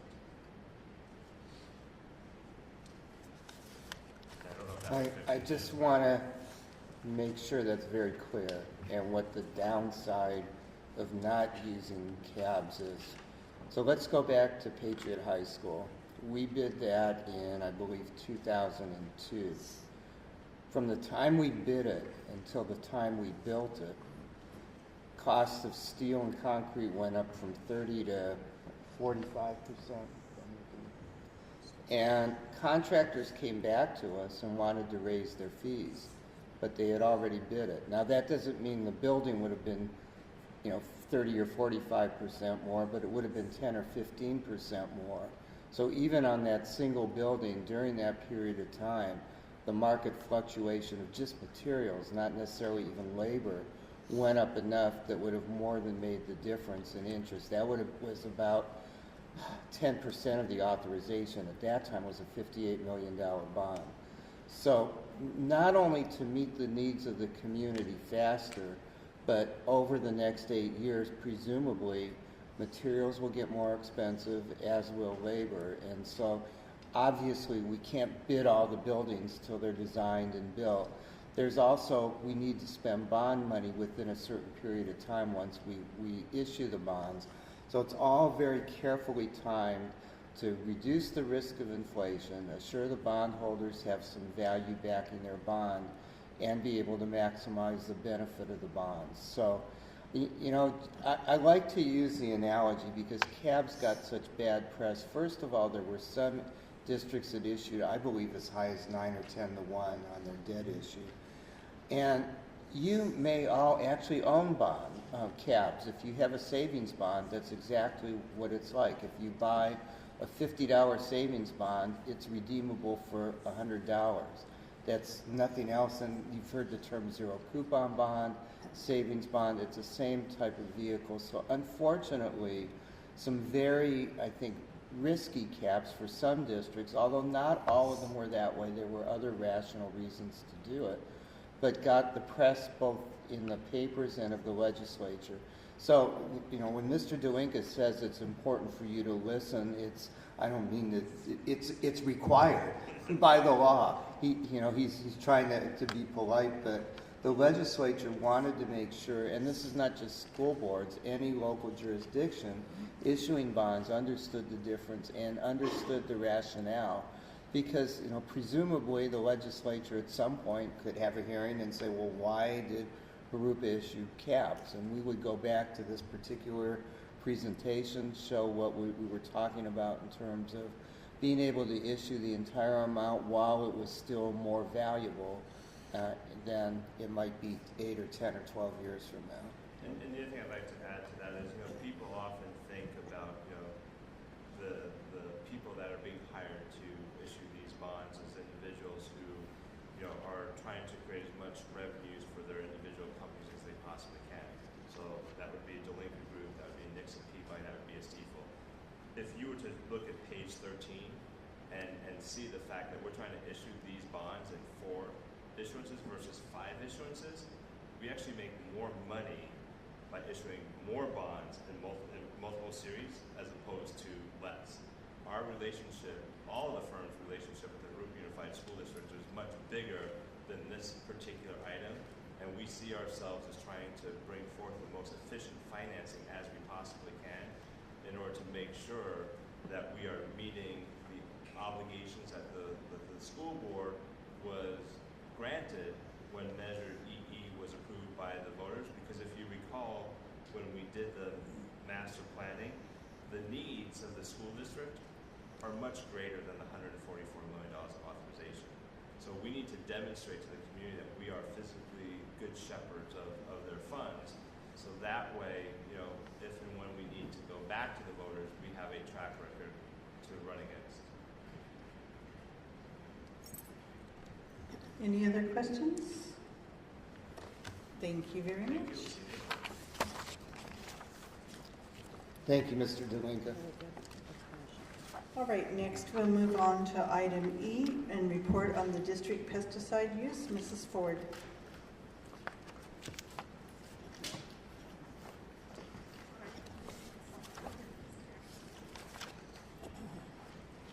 The integrated pest management policy adopted by the district in 1996, which called for an as-needed approach to pesticide use, has had a lasting impact over the years.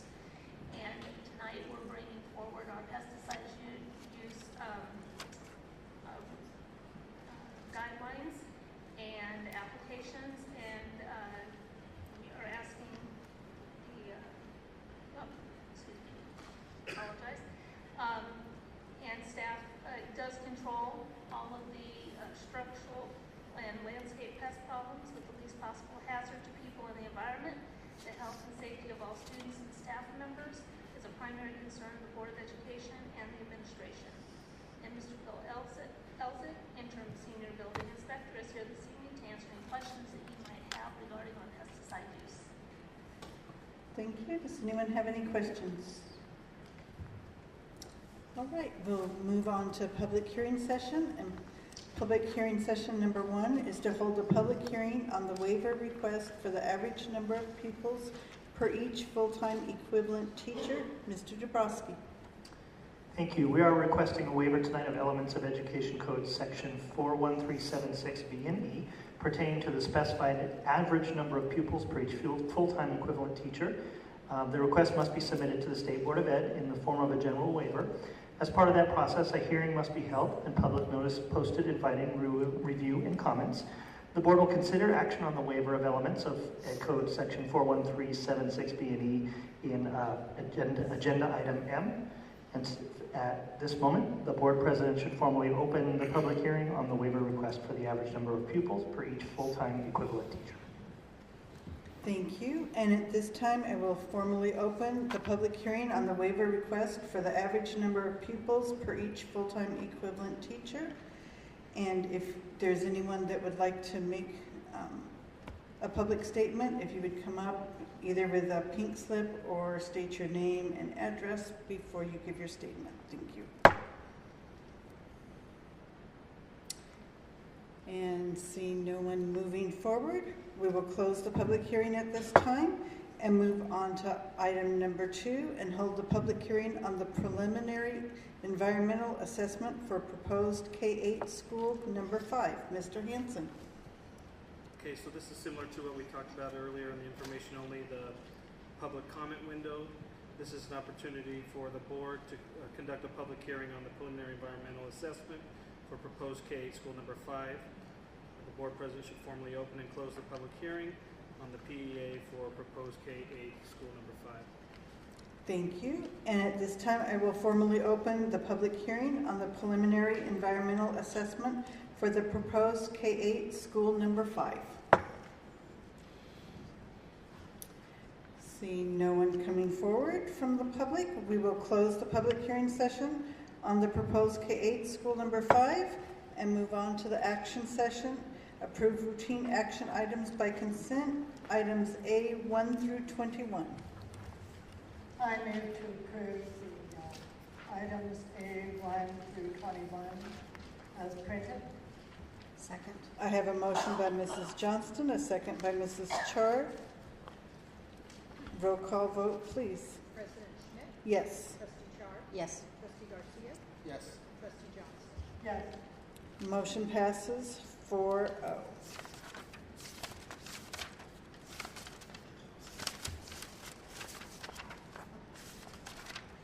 Item B is to certify the 2014-2015 second interim financial report. Mrs. Ford.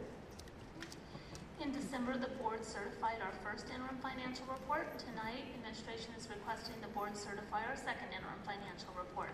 The second interim report is brought to the board at this time each year, and it outlines any changes since the first interim.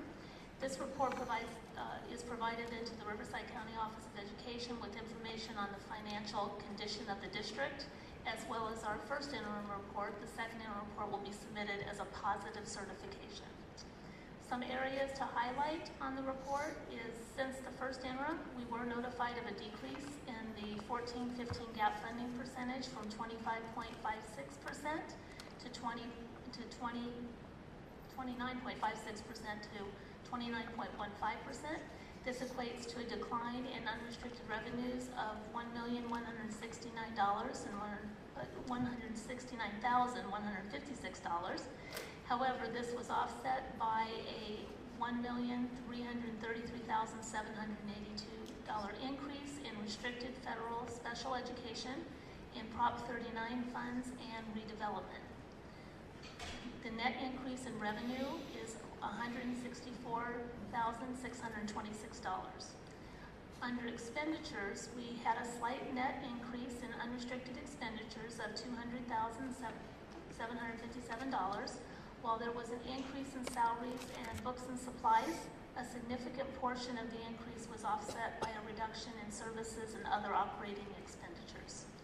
We continue to maintain the required 3% reserve as well as an additional LCFF reserve. And if you look at the multi-year projection, you'll see that it reflects declining enrollment of 141 students in 2014-15. However, as homes are being built and homes are closing, sales are closing on the new developments within the JUSD area, we are budgeting for flat enrollment in the 2 out years. An unduplicated pupil count of 80.35% under LCFF funding is included for the out years, and this percentage is recalculated each year based on our number of low-income English learners and foster youth students that are being served. The LCFF gap funding percentage follows the governor's current proposal of 32.19% for 2015-16 and the Department of Finance's recommendation of 23.71% in 2016-17. Wages are budgeted flat with a step and column movement included in the multi-year projections, and the projected rate increase to STRS and PERS is budgeted in the current and the out years. A one-time settlement of mandated costs for Common Core implementation is included in the 2014-15 budget, and the flexibility in the required restricted routine maintenance contribution will go away at the end of 2014-15, and an increase to the required restricted maintenance contribution to the statutory requirement of 3% is budgeted in for 2015-16. A few items to note, only one deferral of approximately $10 million remains outstanding and is expected to be eliminated by July 2015, so that's good news. And you'll notice that in 2014-15, we are still deficit spending, which means we have more expenditures than revenue within the year. However, much of the reason that we're deficit spending is due to carryover revenue from prior years that we are now what we call spending down. And in 2015-16, we anticipate our revenue will exceed expenditures by 3.7 million. So with that, administration recommends the board certify that the district will be able to meet its financial obligation for all 3 years. I move to accept the administration's recommendations that the board certify that the district will be able to meet its financial obligations for all 3 years. I second. Have a motion by Mrs. Johnston, a second by Mrs. Chard. Any questions or comments? Roll call vote, please. President Schmidt? Yes. Trustee Chard? Yes. Trustee Garcia? Yes. Trustee Johnson? Yes. Motion passes 4-0. Then we have the other funds. Yes. As mentioned during the first interim report in December, the county requires the detail of all funds to be presented to the board as a supporting document. We anticipate that all funds will end the year with either a balanced budget or positive fund balance and cash flow. Administration recommends the board certify that the district will be able to maintain a balanced budget and the other funds. So moved. Second. Have a motion by Mrs. Johnston, a second by Mrs. Chard. Any questions or comments? Roll call vote, please. President Schmidt? Yes. Trustee Chard? Yes. Trustee Garcia? Yes. Trustee Johnson? Yes. Motion passes 4-0. Item C is to adopt resolution number 2015-52, the resolution for expenditures of excess funds. Mrs. Ford? Since the first interim report in December, the district has monitored changes in revenues and expenditures, and they have adjusted the revenue side of the budget and any adjustment to the revenue side of the budget requires the board to adopt a resolution for expenditures for excess funds. Administration recommends the board adopt resolution number 2015/52, resolution for expenditure of excess funds in the total amount of $1,741,111. And before we make the motion, I want to make the correction that in that it says 2015-51 and the correction is 2015-52. I so move. Second. Have a motion by Mrs. Chard, a second by Mrs. Johnston. Questions or comments? Roll call vote, please. President Schmidt? Yes. Trustee Chard? Yes. Trustee Garcia? Yes. Trustee Johnson? Yes. Motion passes 4-0. Item D, adopt resolution number 2015-51, appointing the Citizens Oversight Committee and approving the Citizens Oversight Committee bylaws. Mr. Hanson. Yes, with the passage of Measure EE General Obligation Bond in November, the governing board must solicit applications to form a Citizens Oversight Committee. That took place between February 18th to March 4th. We were able to do that. And after the board certifies, I believe they certified on January 20th, you have 60 days to appoint those members. And so that will be up to this Friday, March 20th. So tonight, it's recommended that the board adopt resolution number 2015-51, appointing the Citizens Oversight Committee members and approving the Citizens Oversight Committee bylaws. So moved. Second. Have a motion by Mr. Garcia and a second by Mrs. Chard. Any questions or comments? Roll call vote, please. President Schmidt? Yes. Trustee Chard? Yes. Trustee Garcia? Yes. Trustee Johnson? Yes. Motion passes 4-0, and I'd like to thank those citizens that made their applications and that will be sitting on this committee. Item E is to authorize the authorization to solicit bids for 7 projects. Mrs. Ford. Administration is requesting approval to solicit bids for various maintenance and operations projects, including asphalt repair and seal coating, cabinetry, fencing, painting of kitchens, playground resurfacing and sealing, roofing, and tennis court resurfacing. Project descriptions and estimates are listed in the table in the annotation, and funding for the projects will be through deferred maintenance funds.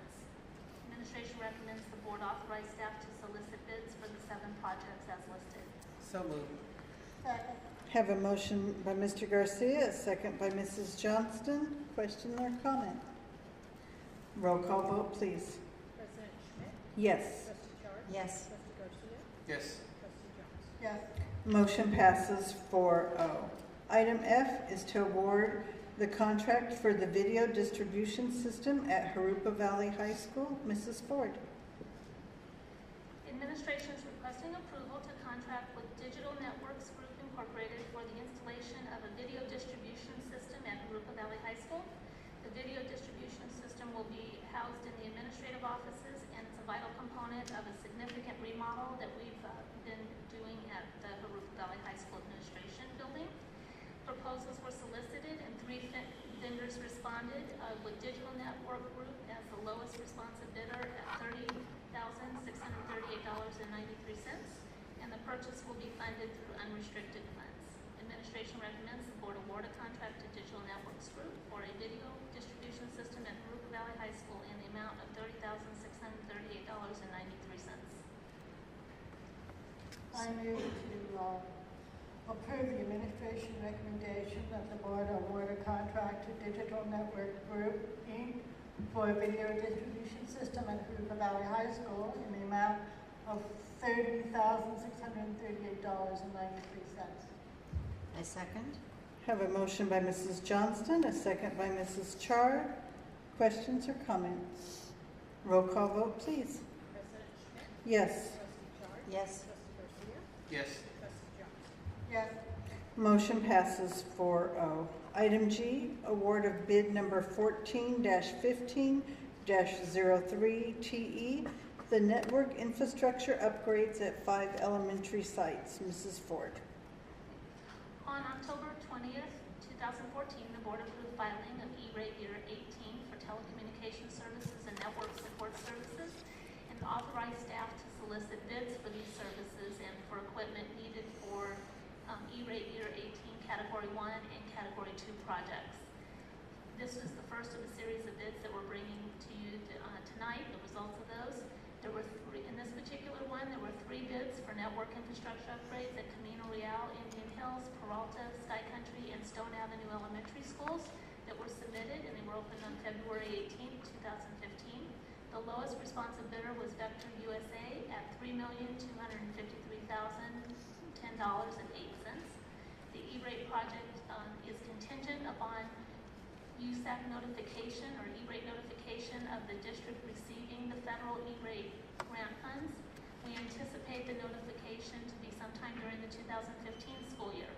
The project will be funded through a combination of the federal E-rate grant funds in the amount of $441,240 and Measure EE funds.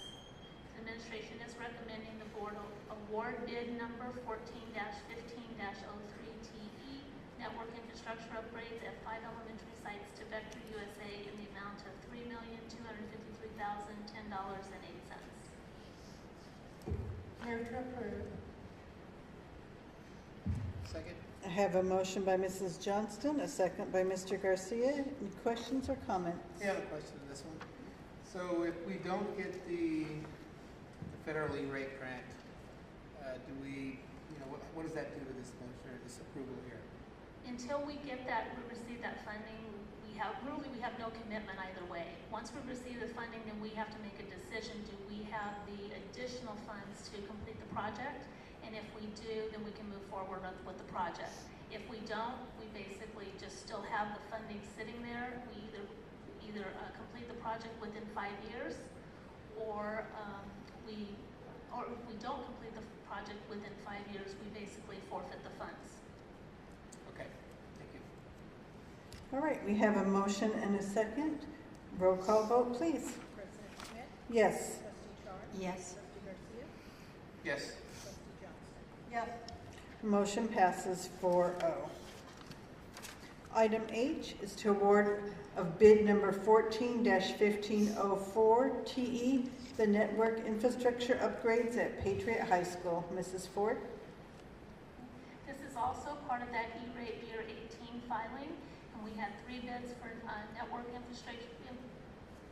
infrastructure upgrades at Patriot High School that were submitted and opened at the same time on February 18, 2015. The lowest responsive bidder was On Target at a cost of $1,785,356.23. As with the other E-rate projects, this project is contingent upon USAC notification of the district receiving the federal E-rate grant funds. And we again anticipate being notified during the 2015-16 school year. The project will be funded with a combination of the E-rate federal grant funds in the amount of $273,600 and Measure EE funds. Administration recommends the board award bid number 14-15-04TE network infrastructure upgrades at Patriot High School to On Target in the amount of $1,785,356.23. So moved. Second. I have a motion by Mrs. Chard, a second by Mr. Garcia. Questions or comments? Roll call vote, please. President Schmidt? Yes. Trustee Chard? Yes. Trustee Garcia? Yes. Trustee Johnson? Yes. Motion passes 4-0. Item I, awarded bid number 14-1505, TE, network infrastructure upgrades at Nueva Vista High School and the Learning Center. Mrs. Ford. This is under that same filing, and for this one, we had 4 bids that were received for the network infrastructure upgrades at Nueva Vista High School and the Learning Center, and they were opened on February 18th along with the others. Vector USA was the lowest responsive bidder at a cost of $741,154.90. We're expecting to receive funding of $48,120 from the federal E-rate program, and with the balance of the project being through Measure EE funds. Administration recommends the board award bid number 14-15-05TE network infrastructure upgrades at Nueva Vista High School and the Learning Center to Vector USA in the amount of $741,154.90. Move for approval. Second. Have a motion by Mr. Garcia, a second by Mrs. Johnston. Questions or comments? Roll call vote, please. President Schmidt? Yes. Trustee Chard? Yes. Trustee Garcia? Yes. Trustee Johnson? Yes. Motion passes 4-0. Item J, award of bid number 14-15-07TE, the technology wireless upgrades at 11 elementary schools. Mrs. Ford. This is again the same filing for E-rate year 18. We had 1 bid for wireless upgrades at Glen Avon, Granite Hill, Ann Arbuckle, Mission Bell, Pacific, Pedley, Rustic Lane, Sunny Slope, Trough, Van Buren, and West Riverside Elementary Schools. The only responsive bidder was Vector USA for $1,833,831.77. We expect to receive federal E-rate grant funds in the amount of $963,600, with the balance being through Measure EE funds. Administration recommends the board award bid number 14-15-07TE network wireless upgrades at 11 elementary schools to Vector USA in the amount of $833,831.77. Move for approval. Second. Have a motion by Mr. Garcia, a second by Mrs. Johnston.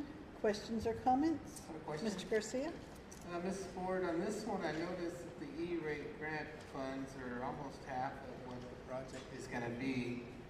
I was just curious on the difference between that. The other 3 we just approved, I think, were a little closer to the same percentage.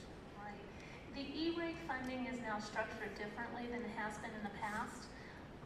Past E-rate funding was always based on the project, and you would have a certain percentage. So, for example, if we met the threshold to be at the 85% mark, then whatever the project was that we generated, we would receive 85% of the funds through E-rate, and then we would have to match the 15%. They've completely changed the model. It's called E-rate 2.0. And with that model, they always have to have a name for it. With that model, they actually, schools that never received any funding at all, so for an example, a Camino Real that didn't have higher than a 55% or 60% free and reduced lunch would never be able to receive any funds. With this new model, as as a district, we receive funds for every school, but it's a very small amount per school. So, and you have to make sure that whatever projects you're doing, you're only using those funds that are allocated for that school. So in some cases, you'll see where there were quite a bit of funds allocated to a school, so we were able to fund that project with more money. But in other cases, it's a very small amount that the school receives. So when you even when you add them, a few schools together, it's not the same. It actually ends up for us, and I've put in my 2 cents about the new E-Rate 2.0 program, but for us, this ends up being a program that is very difficult to fund from the standpoint of the matching of district funds. Okay, thank you. Thank you. We have a motion and a second. Roll call vote, please. President Schmidt? Yes. Trustee Charles? Yes. Trustee Garcia? Yes. Trustee Johnson? Yes. Motion passes 4-0. Item K, award of bid number 14-15-08 TE, the E-Rate Year 18, Category 1 Services, Cellular and Related Data Services. Mrs. Ford. This is under the same E-Rate Year 18 filing, but this is for our Category 1 services, which are our cellular, our push-to-talk, and our data services. Bids were submitted and opened on February 17th. And the results were the T-Mobile service for 47 smartphones at $16.80 per month, a Verizon wireless service for 5 smartphones at $62 per month, per user per month, and the Sprint push-to-talk services for 167 devices at $15 per use per month. The contracts under E-Rate Year 18 Category 1 services are expected to begin July 1st, 2015. And approximately 70% of the cellular-related services costs will be funded through the federal E-Rate grant and California Teleconnect funds. The remaining costs will be the district's match under the E-Rate program, and we will fund that through unrestricted funds. Administration recommends the board award bid number 14-15-08 TE, E-Rate Year 18 Category 1 services for cellular-related data services to T-Mobile, Verizon Wireless, and Sprint. So moved. Second. Have a motion by Mr. Garcia, a second by Mrs. Chard. Questions or comments? Roll call vote, please. President Schmidt? Yes. Trustee Charles? Yes. Trustee Garcia? Yes. Trustee Johnson? Yes. Motion passes 4-0. Item L, award of bid number 14-15-06 TE, the technology wireless upgrades at 3 middle schools and 2 high schools. Mrs. Ford. This is the, again, part of that E-Rate filing of Year 18, and this is a bid for 3 middle schools and 2 high schools wireless upgrades. It's Jurupa, Marilama, Mission Middle, Jurupa Valley, and Rubidoux. And the bid was submitted and opened at the same time as the others. The one responsive bidder was Vector USA for $2,564,117.57. And the project will be funded through a combination of federal E-Rate grant funds in the amount of $821,550 as well as Measure EE funds. Administration recommends the board award bid number 14-15-07 TE, network wireless upgrades at 3 middle schools and 2 high schools to Vector USA in the amount of $2,564,117.57.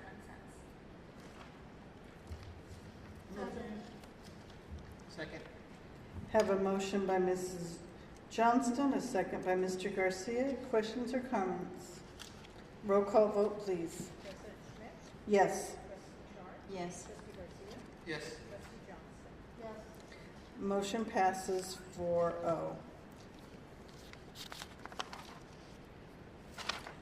Item M, approve submittal of waiver request for the average number of pupils per each full-time equivalent teacher. Mr. Jabrowski. Thank you. This is we're requesting waiver of elements of Ed Code 41376B and E, and it's about combination classes at the elementary grades, specifically grades 4, 5, and 6. If you go back quite a ways before the standards movement, it was much easier for teachers to teach combo classes because the required standards being taught in each grade level were much more up to the teacher. But as the standards movement and the STAR class test came around, teachers began at that time to make creative decisions about students when there were, for example, lopsided combos, meaning if I was a 5-6 combo teacher and Trent and Paula were teaching 6th grade and I maybe only had 6 6th graders in my combo, we would share and they might take my 6th graders for a certain amount of time to make it more manageable. That went on or has been going on for quite some time, but increasingly as computer systems have become more in charge of our lives and Common Core standards have come around, which make it even more difficult to teach 2 different grade levels, it's become more of a challenge. And so this year, an association member asked us to, rather than have this be something that teachers sort of informally do amongst themselves, to formalize it and ask the state to grant a waiver in order to give us that ability to do it. So as the NEAJ president mentioned, the union and administration collaborated and came up with an agreement that really centered around teacher volunteerism, meaning that for this to happen, it had to have the consent of all the teachers involved. And after that, I went to both the DLAC and the DAC and consulted with both those, and they overwhelmingly approved the recommendation that we submit the waiver. And so we're bringing it to you tonight. The next step, should you approve it, would be for us to put that on the State Board of Education's agenda and ask them to approve the waiver. So administration recommends the board approve the submittal of a waiver of Elements of Education Code section 41376B and E pertaining to the specified average number of pupils per each full-time equivalent teacher and related financial penalties for exceeding such caps due to potential elimination of combination classes in grades 4 through 6. So moved. Second. Have a motion by Mrs. Johnston, a second by Mrs. Chard. Questions or comments? I have a couple of questions. Mr. Dabrowski, so is it possible that they're not going to grant us the waiver? And if they do grant us the waiver, do you have to do it every year, or is it just goes on until a certain period of time? It's a multi-year waiver. If I recall correctly, I think it may be 2017 we would have to re-up the waiver, so we would need to continue to go back, not every year, but in certain periods. And certainly it could be possible that they may choose not to, but we would certainly probably attend that meeting and make our position known. Additionally, in the waiver, it asks for whether the DAC approved it, whether the DLAC approved it, what the union's position is, and all of those are favorable to our positions. We feel pretty confident. Any other questions?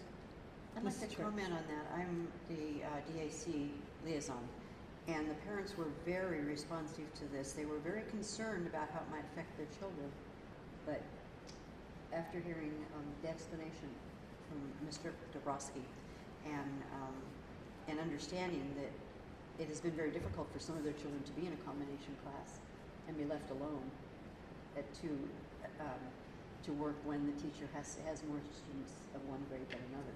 So they were very responsive to it, though. Very good conversation, very good. A lot of input and questions asked about it. Any other? Thank you both. Roll call vote, please. President Schmidt? Yes. Trustee Chong? Yes. Trustee Garcia? Yes. Trustee Johnson? Yes. Motion passes 4-0. Item N, approve Head Start self-assessment report and corrective action plan. Mr. Dabrowski. Thank you. This is another one of the annual Head Start processes, and the Head Start staff have completed their assessment report and corrective action plan, and so administration recommends the board approve the Head Start self-assessment report and corrective action plan. Move for approval. Second. Have a motion by Mr. Garcia, a second by Mrs. Chard. Questions or comments? Roll call vote, please. President Schmidt? Yes. Trustee Chong? Yes. Trustee Garcia? Yes. Trustee Johnson? Yes. Motion passes 4-0. Item O, approve purchase of furniture for Jurupa Valley High School administrative offices. This Ms. is also enough. Sorry. Move for approval. Have a motion by Mr. Garcia, Second. a second by Mrs. Chard. Questions or comments? Roll call vote, please. President Schmidt? Yes. Trustee Chard? Yes. Trustee Garcia? Yes. Trustee Johnson? Yes. Motion passes 4-0. Item P, approve purchase of Dell desktop multi-point 6-seat systems and related equipment for Jurupa Valley High School. Mrs. Ford.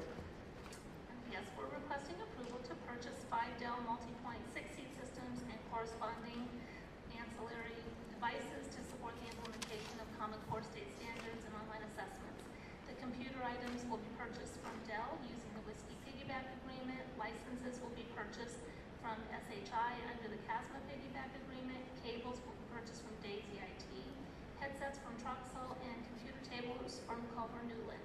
The total cost of the 6-seat systems is $18,981.51 and will be funded through LCFF and Microsoft voucher funds. Administration recommends the board approve the purchase of Dell desktop multi-seat 6-seat systems and related equipment for Jurupa Valley High School from Dell, SHI, Culver Newland, Daisy IT. Oh, and I said Culver Newland twice. And who else am I missing? Trucks. And Troxel in the amount of $18,981.51. So moved. Second. Motion by Mrs. Johnston, a second by Mr. Garcia. Questions or comments? Roll call vote, please. President Schmidt? Yes. Trustee Chard? Yes. Trustee Garcia? Yes. Trustee Johnson? Yes. Motion passes 4-0. Item Q, approve purchase of Dell desktop multi-point 6-seat systems and related equipment for Rubidoux High School. Mrs. Ford, and I'll make the motion. I'll second.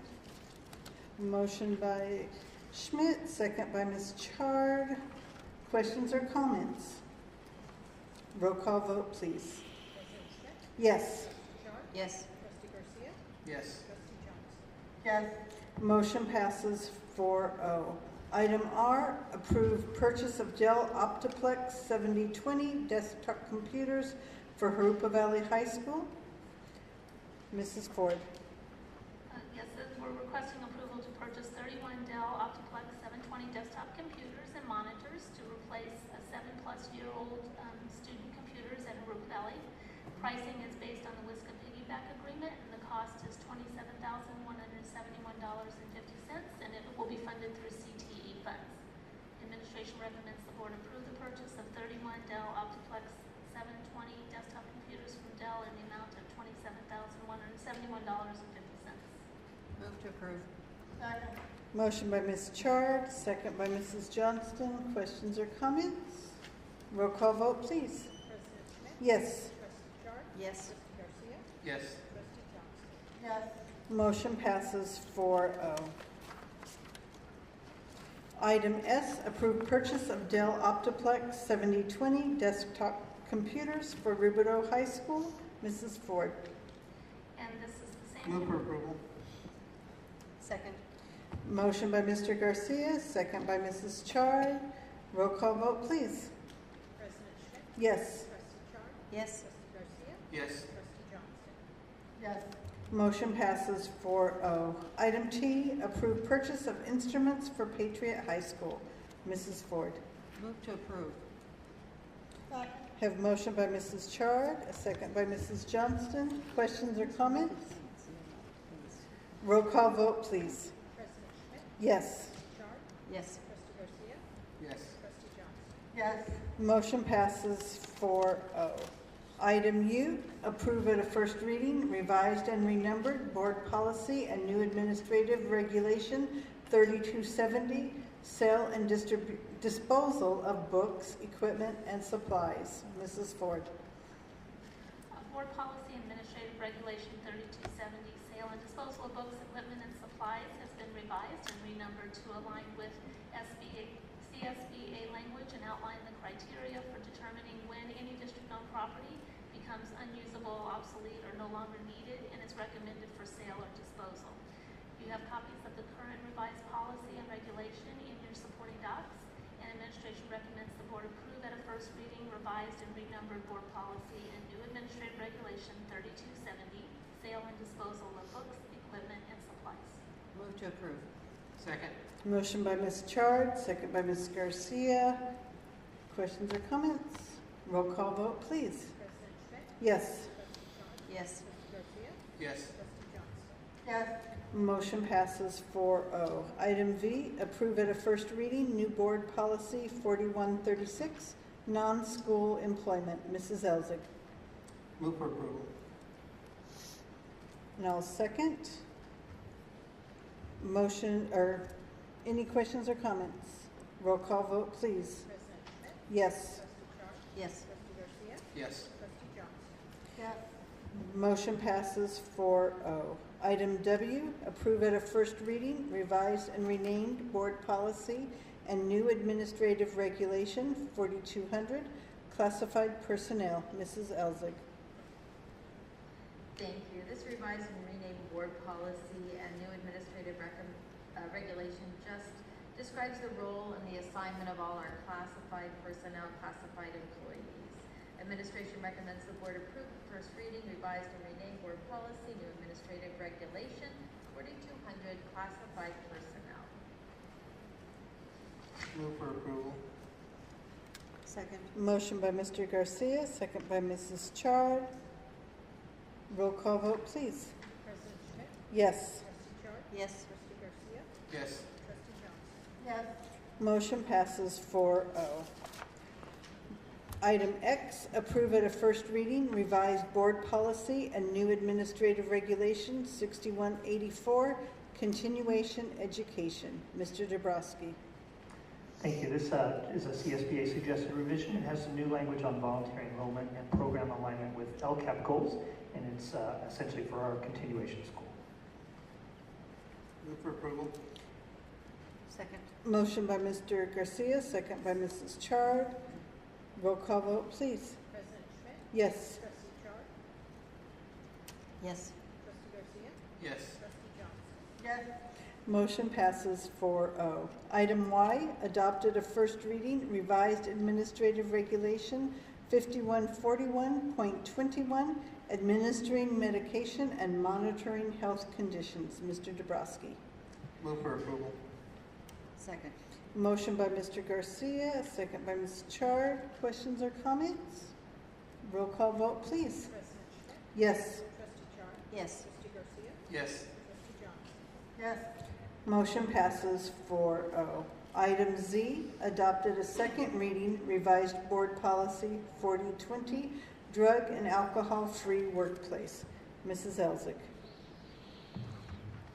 Thank you. This board policy updates our drug and alcohol-free workplace board policy so that it corresponds with current law. Move for approval. Motion by Mr. Garcia, Second. a second by Ms. Chard. Roll call vote, please. President Schmidt? Yes. Trustee Charles? Yes. Trustee Garcia? Yes. Trustee Johnson? Yes. Motion passes 4-0. Item AA, adopted a second reading, revised board policy 5131.2, bullying. Mr. Dabrowski. Thank you. This is the second reading. The policy has been revised to include language that bullying complaints will be investigated and resolved using the uniform complaint procedures. Move for approval. Have a motion by Mr. Garcia, Second. a second by Mrs. Chard. Roll call vote, please. President Schmidt? Yes. Trustee Charles? Yes. Trustee Garcia? Yes. Trustee Johnson? Yes. Motion passes 4-0. Item BB, adopted a second reading, revised board policy and administrative regulation 5144.1, suspension and expulsion due process. Mr. Dabrowski. Move for approval. Second. Have a motion by Mr. Garcia, a second by Mrs. Johnston. Roll call vote, please. President Schmidt? Yes. Trustee Charles? Yes. Trustee Garcia? Yes. Trustee Johnson? Yes. Motion passes 4-0. Item CC, adopted a second reading, revised board policy 6146.1, high school graduation requirements. Mr. Dabrowski. Thank you. This policy has been revised to essentially our foster students have the ability to graduate under the state's alternative minimum graduation requirements, and it grants those same rights to homeless youth, and it was based on recent legislation. Move for approval. Second. Motion by Mr. Garcia, a second by Mrs. Chard. Roll call vote, please. President Schmidt? Yes. Trustee Chard? Yes. Trustee Garcia? Yes. Trustee Johnson? yes, Motion passes 4-0. Item DD, adopted a second reading, revised board policy and administrative regulation 6173.1, education for foster youth. Mr. Dabrowski. move to approve, Second. Motion by Mrs. Johnston, second by Mr. Garcia. Roll call vote, please. President Schmidt? Yes. Trustee Chard? Yes. Trustee Garcia? Yes. Trustee Johnson? yes, Motion passes 4-0. Item EE, act on student discipline cases. We have expulsion case, agreement and stipulation. We have one, case 15-036. Move to approve. second, Motion by Mr. Garcia, second by Ms. Johnston. Roll call vote, please. President Schmidt? Yes. Trustee Chard? Yes. Trustee Garcia? Yes. Trustee Johnson? yes, Motion passes 4-0. Expulsion, suspended expulsion case, agreement and stipulation. We have one, case 15-037. Move to approve. second, Have a motion by Ms. Chard, a second by Ms. Johnston. Roll call vote, please. President Schmidt? Yes. Trustee Chard? Yes. Trustee Garcia? Yes. Trustee Johnson? yes, Motion passes 4-0.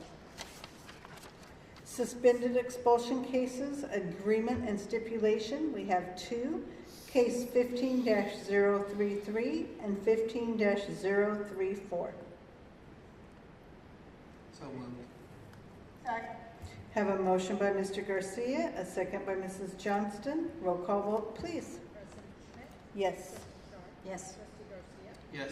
Trustee Johnson? yes, Motion passes 4-0.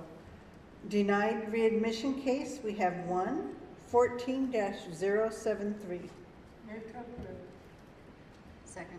We have a motion by Ms. Johnston, a second by Ms. Chard. Roll call vote, please. President Schmidt? Yes. Trustee Chard? Yes. Trustee Garcia? Yes. Trustee Johnson? yes, Motion passes 4-0. Item FF, approved personnel matters.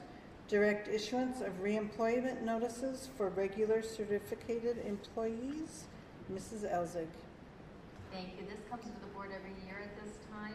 Administration recommends the board direct administration to issue, offer, and notices of reemployment to regular certificated employees, excluding those listed here. So moved. Second. A motion by Mr. Garcia, second by Mrs. Chard. Roll call vote, please. President Schmidt? Yes. Trustee Chard? Yes. Trustee Garcia? Yes. Trustee Johnson? yes, Motion passes 4-0. Item GG, board member comments and committee reports. We'll start with Ms. Chard. First I want to congratulate all of our teachers who are now home enjoying the evening, I hope, with their families. And congratulate them on a job well done, as well as all of our teachers and on all of our staff in the district. It takes a village, and the teachers are just one part of that helps our kids and helps us keep going.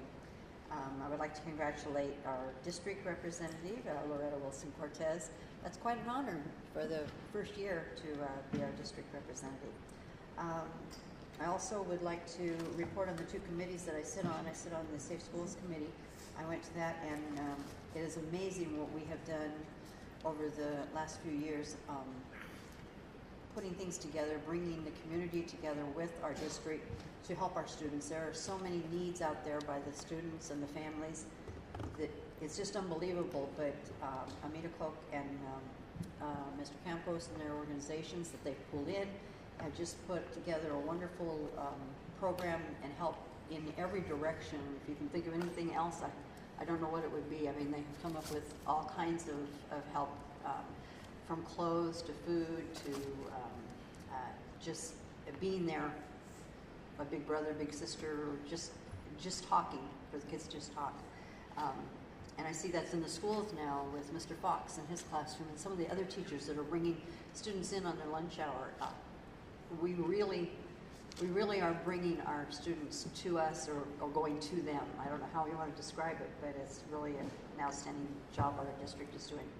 Also, the DAC meeting, as I reported before, I went to that, and Chairman Moreno does an excellent job bringing people in to give all of the DAC reps that have come from the schools. And some of these people are new to the committee. They don't really know what's going on. Some of them have come back and been there presenting for 2 or 3 years. And they are even getting more involved in the district and in their children's lives. And that's what we need is parental involvement. Thank you. Thank you. Mr. Garcia? Okay, well, it's been pretty busy. It's been a while since we met last, I think. Again, Teacher of the Year, it was really great opportunity to see our teachers being recognized for the great work that they do. A couple of weeks ago, I had an opportunity to go to Tech Fest, the first annual Tech Fest over at Mary Lowell Middle. That was a great success, and I got to sit in on one session and see some of the technology that's available now. It's really great to see a lot of teachers went to that, and I look forward to that next year. Read Across America, I was able to participate in that a couple of weeks ago, I believe. My wife and I and my kids were invited to Indian Hills Elementary, and that was great. We had a great couple hours there reading to kids. Really fun stuff. Career Day is coming up at Mary Lowell Middle, and Mr. Cuban has invited me and my wife to go there and participate as presenters, so I'm looking forward to that. That's this Friday, so I'll report back on that later. And I'd like to congratulate the science fair winners. I think that was also something that we had, and saw some of the kids whose projects I had judged back in elementary school earlier in the year, and that was it's really great. Those guys are going on. Facilities Committee, and Mrs. Johnson and I got to sit in on that a couple of weeks ago, and that also was good to see, all the planning that's going on for the first phase of the facilities improvements that we saw in the agenda today. And so I want to thank Trent Hansen and the team there, Paula, Bill, everyone involved with that. Feel very confident that we're moving in the right direction. And finally, this weekend is Masters in Governance, which is another opportunity for us to, to continue to learn about being a governing team, an effective governing team. So, look forward to that this weekend. Thank you. Mrs. Johnston. Thank Mr. Duchan and Mrs. Elzig for a wonderful program tonight.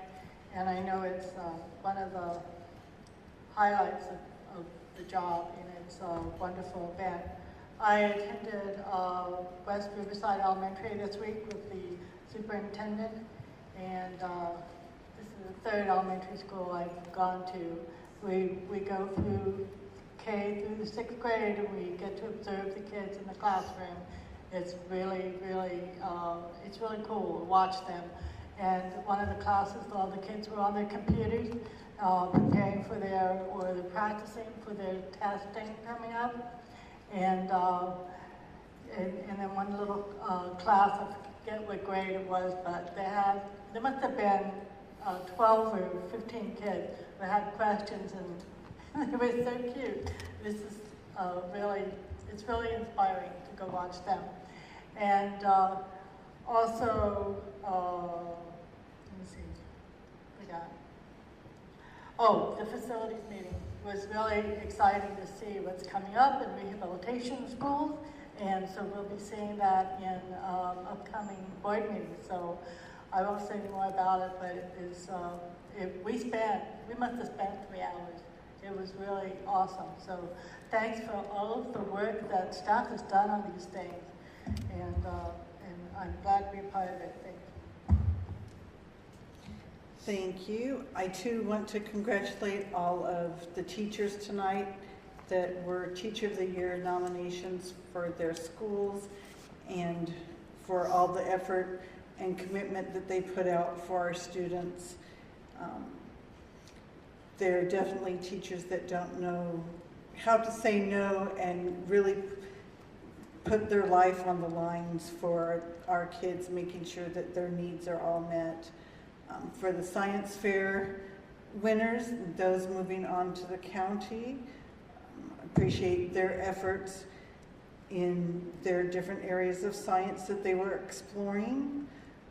I too want to remind you about Masters in Governments on Saturday, that we each have homework that needs to be done before Saturday morning. It will really help you with understanding what they're talking about.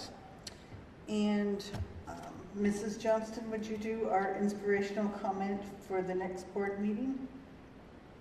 Sure. All right. And with that, thank you all for coming out tonight, and we will see you in April. We are adjourned.